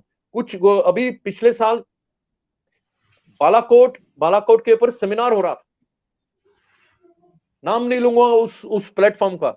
वहां पे sir very senior most diplomats, ambassadors, navy के बहुत बड़े बड़े अफसरान, रिटायर्ड एयरफोर्स के बहुत बड़े अफसरान, आर्मी के, वो अपना अपना महकमा बता रहे थे कि हमने कैसे कंट्रीब्यूट किया बालाकोट को सक्सेसफुल कराने का। मैं सर आधा पौना घंटा सुना, फिर मैंने उनको एक शब्द में बोला, मैंने कहा इतना सब कुछ बोल चुके हो, ये उस वक्त फरवरी की बात है, जब कुछ दिन पहले वहां पे आए थे, ये ट्रम्प आए हुए थे। मैंने कहा एक तो 1 घंटे में आपने उस मुसीबत का नाम नहीं दिया जो कश्मीर में हिंदुस्तान का है, इस्लामाबाद है, आप में से किसी की हिम्मत नहीं है। 2-4 दिन पहले ट्रम्प आता है हमारी धरती में, बोलता है कि विश्व को आज किस चीज का खतरा है, इस्लामाबाद का खतरा है। आज की आपको हिम्मत नहीं है। दूसरी बात, आप ही डिप्लोमेट थे, आप ही फौजी थे, ये जज्बा था। हम लोग तो आपकी इज्जत करते हैं, हम तो मानते हैं, आप तो आपको भगवान की तरफ मानते हैं हिंदुस्तानी फौजियों को, है ना। आप ही थे, लेकिन 2014 से पहले भी तो आप ही थे। काहे बालाकोट नहीं हुआ? इससे बड़े बड़े वारदातें हुए हिंदुस्तान के ऊपर, क्यों नहीं हुआ? क्यों? क्योंकि उस शख्स को तो कॉम्प्लीमेंट करो जिसने तुम लोगों को ये हवाले कर दी ताकत, क्योंकि किसी ने पॉलिटिकल विल दिखा दी। हमारी तो डेमोक्रेसी है ना, फौज तो सिविलियन नेतृत्व को फॉलो करती है। जब सिविलियन नेतृत्व ही कमजोर है तो फौज क्या कर सकती है? और ये इज्जत करता, हमारे फौज बहुत जज्बाती है, वो कुछ भी करना चाहते हैं, लेकिन हमारी डेमोक्रेसी की इज्जत करते हो कि भैया तुम ऑर्डर दोगे तो करेंगे, जिस दिन ऑर्डर मिला तो कर दिया ना सर। तो वो मैंने सब चुप हो गए, सब चुप हो गए। तो इसीलिए नरेंद्र मोदी जो उनका जो जज्बा है, उनको जो पॉलिटिकल स्ट्रेंथ है डिसीजन लेने की, उसको व्यर्थ नहीं होने देना सर। इसलिए हमको उन लोगों के, उस पार्टी के अंदर जो लोग हैं, उनको भी समीक्षा करनी पड़ेगी, वो ठीक करें कि नहीं करें। आप और हम तो बोलते रहेंगे, ये रहेंगे, आगे सरकारें तो आती रहेंगी सर, लेकिन जो है उसके जज्बे को व्यर्थ नहीं होने है, वो आप और हम पे निर्भर करता है। मैं समझता हूं कि मेरा प्रश्न था ललित, मुझे सिर्फ इतना हाँ, बता दें कि हाँ बस खत्म कर रहा हूं। एक डिमांड क्या है कश्मीरी हिंदुओं की इस वक्त इस गवर्नमेंट से? तो इसे बिकॉज यार दिमाग दही हो चुका है, मतलब कश्मीर की जो हालत इन लोगों ने कर दी है। आप चूंकि इस विषय को बिल्कुल क्लियरली समझते हैं, मुझे वन लाइन में बता दें कि हमारी डिमांड क्या है, क्या हो गया? ताकि उसको एज अ फेलो हिंदू हम लोग परसू कर सकें। समझ रहे हैं मेरी बात? One demand of Kashmiri Hindu from this government today. Sir repeat करें, आपकी आवाज ब्रेक हो रही थी, मैं सुन नहीं पाया। ललित भाई, जो डॉक्टर साहब कह रहे हैं कि कश्मीर में क्या क्या हुआ है, ये अलग अलग आप जैसे एक्टिविस्टों से पता चलता रहा है। आज आप ये बताएं कि आज अगर हम यानी पूरा देश कश्मीर के साथ जो खड़ा हुआ है, चाहे जीडी बख्शी हो, आरएसएन सिंह साहब हो, सुशील पंडित हो, अंकुर शर्मा हो, ये तमाम सारे लोग, वो कोई एक ऐसी बात बताएं जो भारत सरकार से ये कही जाए पूरे देश से कि आप ये करें जिससे कश्मीर के अंदर जो कश्मीरी हिंदुओं के जख्म हैं, जिनकी हत्या, उन पे जख्म भी लगे और उनका मान सम्मान वापस आ जाए। वो नरेटिव बताइए, वो नारा बताइए, वो मांग बताइए जिसे पूरा देश एक ही लाइन में कहेगा। और मैं पूरी कोशिश करूंगा, 3 दिन बाद मैं कटक जा रहा हूं, मैं हर जगह उसे उठाऊंगा। मैं आपके मुंह से सुनना चाहता हूं।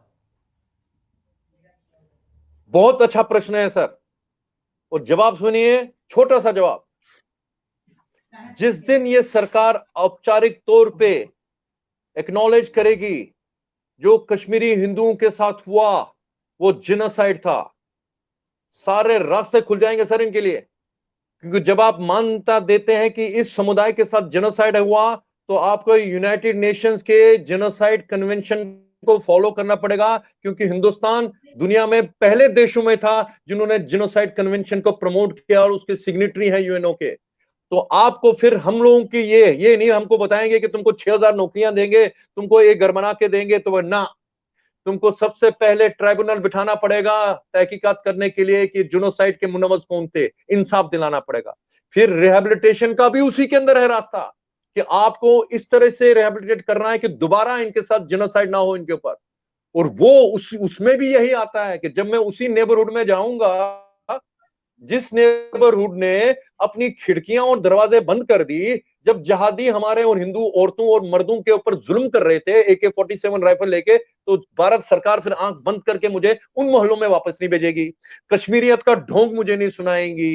ये जो हमारे अब आईएन के प्रवक्ता अभी भी बोलते रहते हैं, हमें प्रलोभन नहीं देंगे कि तुमको पैसे देंगे। अरे मैं तो मेरे कई भाई तो सर एकड़ों के एकड़ खेत छोड़ के आए, वहां से 4-4, 5-5, 50-50 कमरों वाले घर छोड़ के आए वहां पे। हम लोग पैसे के लिए सर वापस नहीं जाएंगे वहां पे, मुझे अपनी इज्जत चाहिए। वही सारा इसी में है। एक शब्द आप औपचारिक तौर पे बोलिए कि कश्मीरी हिंदुओं के साथ जो हुआ जिनोसाइड है, आपको मुझे कुछ बोलने की जरूरत नहीं। आप यूएन का जिनोसाइड कन्वेंशन फॉलो कीजिए, आपको सारे रास्ते खुल के मिल जाएंगे सर। ट्राइब्यूनल भी मिलेगा, मुझे पॉलिटिकल पार्लियामेंट के थ्रू होगा। No, government of India, Narendra Modi ने कल बोलना है, नरेंद्र मोदी की सरकार ने, अमित शाह ने बोला है जी हम घोषित करते हैं कि कश्मीरी हिंदुओं के साथ जो उन्होंने बोला ना, जम्मू कश्मीर लिबरेशन फ्रंट के ऊपर जो अभी बैन लगाया, बोला इनके साथ जिनोसाइड हुआ। ललित भाई, जेनोसाइड को डिक्लेयर करने के लिए उसका एक क्राइटेरिया होता है। Do we have the necessary documents? Yes of course, Yeah, that's what I'm asking. Let us just take a step back and do it in the methodical manner, ताकि हम गवर्नमेंट के पास एक फाइल लेके जाएं, sir ये तो relevant documents है, ये उसका क्राइटेरिया फुलफिल होता है, अब आप प्लीज इसको कर दीजिए, नहीं करते तो हम देखेंगे क्या करना है फिर आगे। नेशनल ह्यूमन राइट्स कमीशन आज से 15-20 साल पहले उन्होंने बोला जो कश्मीरी हिंदुओं के साथ हुआ it was akin to genocide.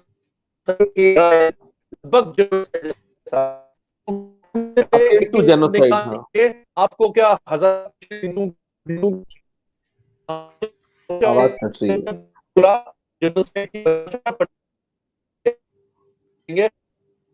रही है कि आप उनकी एथनिसिटी को टारगेट करते हैं, आप उनके धर्म को टारगेट करते हैं, उनके डिप्राइव करते हैं उनकी प्रिविलेजेस को, उनके राइट्स को, और फिर जो बचते हैं उनमें जो जीवित रहने की, रेजिस्ट करने की इच्छा शक्ति उसको तोड़ने की, उसको तो हमने डिफाई कर दिया, क्योंकि जो वो सोच रहे कि हम हिंदुस्तान की भीड़ में खो जाएंगे वो हमने डिफाई, इसलिए हमसे नफरत करते हैं।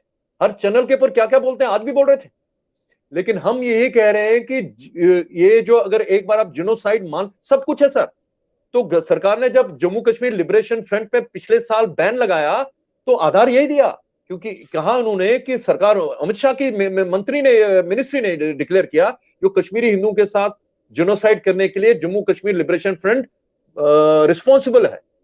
वही हम चाहते हैं कि औपचारिक तौर पर बोलिए, जब आप बोलेंगे आपको सब कुछ करने का, सब आपको कुछ करना नहीं, कोई दुनिया की कोई ताकत आपको उंगली नहीं उठाएगी। जब आप मरणोपरांत मुफ्ती मोहम्मद सैयद के ऊपर आप तहकीकात करेंगे, उसका रोल क्या था, दिल्ली में बैठे उन सरकारों का क्या रोल था, उस फारूक अब्दुल्ला का क्या रोल था जो भाग गया उस 19 जनवरी की रात को, हम हिंदुओं को उनके हवाले छोड़ के गया। तो आपको कुछ नहीं करना है। दिस इज द वर्दी गोल, वी शुड परस्यू इट। आज की बातचीत को I am really it's a wonderful talk, और खासतौर से बहुत सारी बातें हुई, और जो ये मरसिया हम लोग हर साल 19 जनवरी को पढ़ते हैं, इससे आज खासतौर से दो बातें हुई। एक तरफ तो पाकिस्तान से आने वाले हिंदुओं के सिलसिले में जो लोग काम कर रहे हैं वो, और एक वो हिंदू जो हमारा भाई कश्मीर में है और इस्लामिक ताकतों के कारण आज दिल्ली में दरबदर है, जगह जगह घूम रहा है, उसके रहने की जगह नहीं है, खाने की जगह नहीं है, वो अपने डे टू डे बेसिस के लिए लड़ रहा है।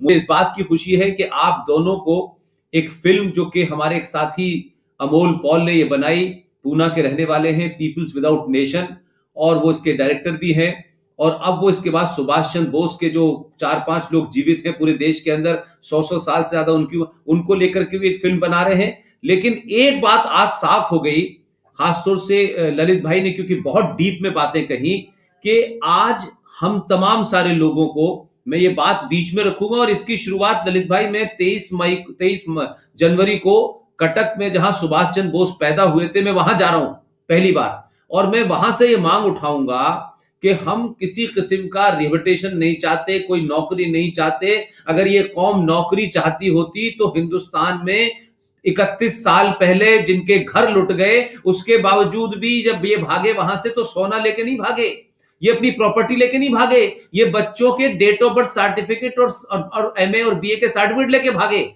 जिसके कारण आज भी ये कम्युनिटी कहीं सीओ बनती है, कहीं डायरेक्टर बनती है। तो वो रिलीजन इनका खत्म नहीं हुआ। लेकिन ये बात समझ में आ गई कि अगर जिहादियों को और कश्मीरी मुसलमान जिहादियों को, पाकिस्तानी स्पॉन्सर्ड जिहादियों को अगर 24 घंटे टो पे खड़ा रखना है, तो अगर ये जेनोसाइड डिक्लेयर हो गया, तो फिर ये समझ लीजिए कि इनकी नस्लें दर नस्लें छुपने का रास्ता ढूंढेंगी, भागने का रास्ता ढूंढेंगी। और ये जो आज भी चैलेंज करते हैं कि जम्मू कश्मीर में अगर पंडितों को बसाया गया तो खून की नदियां बहेंगी, जैसे ही इसके ऊपर ट्राइब्यूनल पे बात चलेगी, सारा का सारा ये इस्लामिक जिहाद जो है समाप्त हो जाएगा। तो हम सबको एक नैरेटिव चलाना है पूरे देश में कि कश्मीर में 19 जनवरी 1990 को जो सबसे बड़ा जेनोसाइड हुआ है, भारत सरकार इसे औपचारिक रूप से जेनोसाइड माने और इस पे फिर ट्राइब्यूनल बनाए। ये दो मांगे आज के बाद हर टॉक्स में मैं कहूंगा और अपने साथियों से कहूंगा, क्योंकि ये जब तक बात पब्लिक में नहीं जाएगी, हम लोग बार बार ये समझते हैं साहब उन्हें भेजा नहीं जा रहा, उनके लिए मकान नहीं बनाए जा रहे, पुनः कश्मीर नहीं बनना। मैं समझता हूं कि तमाम सारी डिमांड्स बहुत छोटी हैं। जिनोसाइड एक आखिरी सोल्यूशन है। ललित भाई, आखिर में आप क्या कहना चाहते हैं? कहिए। एक ये कहना चाहता हूं, क्योंकि मैंने जैसे बोला, हमारा पर्सपेक्टिव कश्मीर के बारे में सिर्फ मेरी वजह से कश्मीर की प्रॉब्लम है ना, या मेरे से रिलेटेड है। हमारा पर्सपेक्टिव कश्मीर के बारे में राष्ट्रीय लेवल का है। हम नहीं चाहते कि हिंदुस्तान के किसी कोने में और कश्मीर बने। और जो अभी टेंडेंसी है, भाई बार बार जगहों का नाम लेते हैं, अभी आज नहीं बोलेंगे, टॉपिक नहीं है उसका, लेकिन है। इसलिए हमारे पनून कश्मीर में एक बिल बनाया है sir, Panun Kashmir genocide and prevention of atrocities act. हम लोग उसके लिए कैंपेनिंग कर रहे हैं। तो मैं आपके माध्यम से कि आप उस बिल को पार्लियामेंट में पास किया जाए, ताकि हिंदुस्तान के अंदर दोबारा किसी की हिम्मत ना हो ये नरसंहार करने की, हिंदुस्तान के किसी भी इलाके में, चाहे वो किसी भी समुदाय को। क्योंकि बार बार हम ये झेल नहीं सकते 70 साल के बाद सर। अभी ये जो जिनोसाइड जिनके लिए आप काम करते हो ना, ये हिंदू और सिखों के साथ, इनका जिनोसाइड अभी तक चल रहा है सर। जो मोहम्मद बिन कासिम के आने से शुरुआत हुआ, इनका खत्म नहीं हुआ, और हमारा भी नहीं हुआ अभी तक। तो ये तभी खत्म होगा जब ये हम इसको रिकॉग्नाइज करेंगे कि मुसीबत क्या। थैंक यू वेरी मच, बहुत बहुत धन्यवाद सर। आप पेपर्स तैयार करो, बाकी काम हम करेंगे। और ये सब आप मुझे दीजिएगा ललित भाई, मैं जहां जहां है सबको पहुंचा दूंगा, ताकि कल कोई जो 10-15 स्पीकर देश में हैं वो ये नहीं कहेंगे कि हमको नहीं पता है। तो आज की बातचीत का एक सार्थक पहलू ये निकला कि हम इस नतीजे में पहुंचे कि कश्मीर की बात जो स्यापा है वो चल रहा है, लेकिन वो अपनी जगह है, वो सिंबॉलिक है। लेकिन कॉन्क्रीट जमीन पर इस देश में हो सकता है सरकारों को इस किस्म की जानकारी न हो, और बहुत सारी बातें सरकार सब कुछ जानती है, ये भी हमारी गलतफहमी है। और सरकार में सब बहुत बड़े दानिश्वर और विद्वान है, ऐसा भी हमारी गलतफहमी है। सरकार भी देश में देखती है कि किस चीजों पर चर्चा हो रही है, वही बातचीत होती है। आज देखिए कि सुभाष चंद्र बोस के बारे में कितनी घोषणाएं की गई। आज उस हीरो के बारे में कितनी कोई सिक्का बनेगा, ये होगा, वो होगा। तो ये हमारा और आपका दबाव प्रेशर है। आपने पब्लिक प्रेशर किया। Yes what we have to create that. हमारा काम है नैरेटिव बनाना। तो मैं आप दोनों का बड़ा शुक्रिया अदा करता हूं कि आप दोनों बड़े अच्छे मौजू पे आज बैठे। ये दिन आज का सार्थक हुआ। कश्मीर पे पूरे दिन बड़े सारे प्रोग्राम हुए, लेकिन जो असल बात है वो ये निकल के आई है कि जिनोसाइड इसको औपचारिक रूप से घोषित करे भारत सरकार, पहला स्टेप होगा। तो इसकी हम लोग तैयारी करते हैं और आज के बाद से सारी टॉक्स में शामिल होगा। ललित भाई, एक बार फिर ओमेन जी, एक बार आपको कि आप जो काम कर रहे हैं वो कोई आसान काम नहीं है, और आपने तो बहुत बड़ा काम किया। उसके बाद मुझे पता चला कि ओमेन रत्नू साहब ने ये काम किया है। मैं समझता हूं सनातनी समाज को बोलना कम है, काम ज्यादा करना है।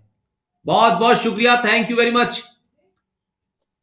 वंदे मातरम। जय भारत, जय हिंद, जय भारत, जय हिंद, जय भारत। सेफ रहिए, सुरक्षित रहिए।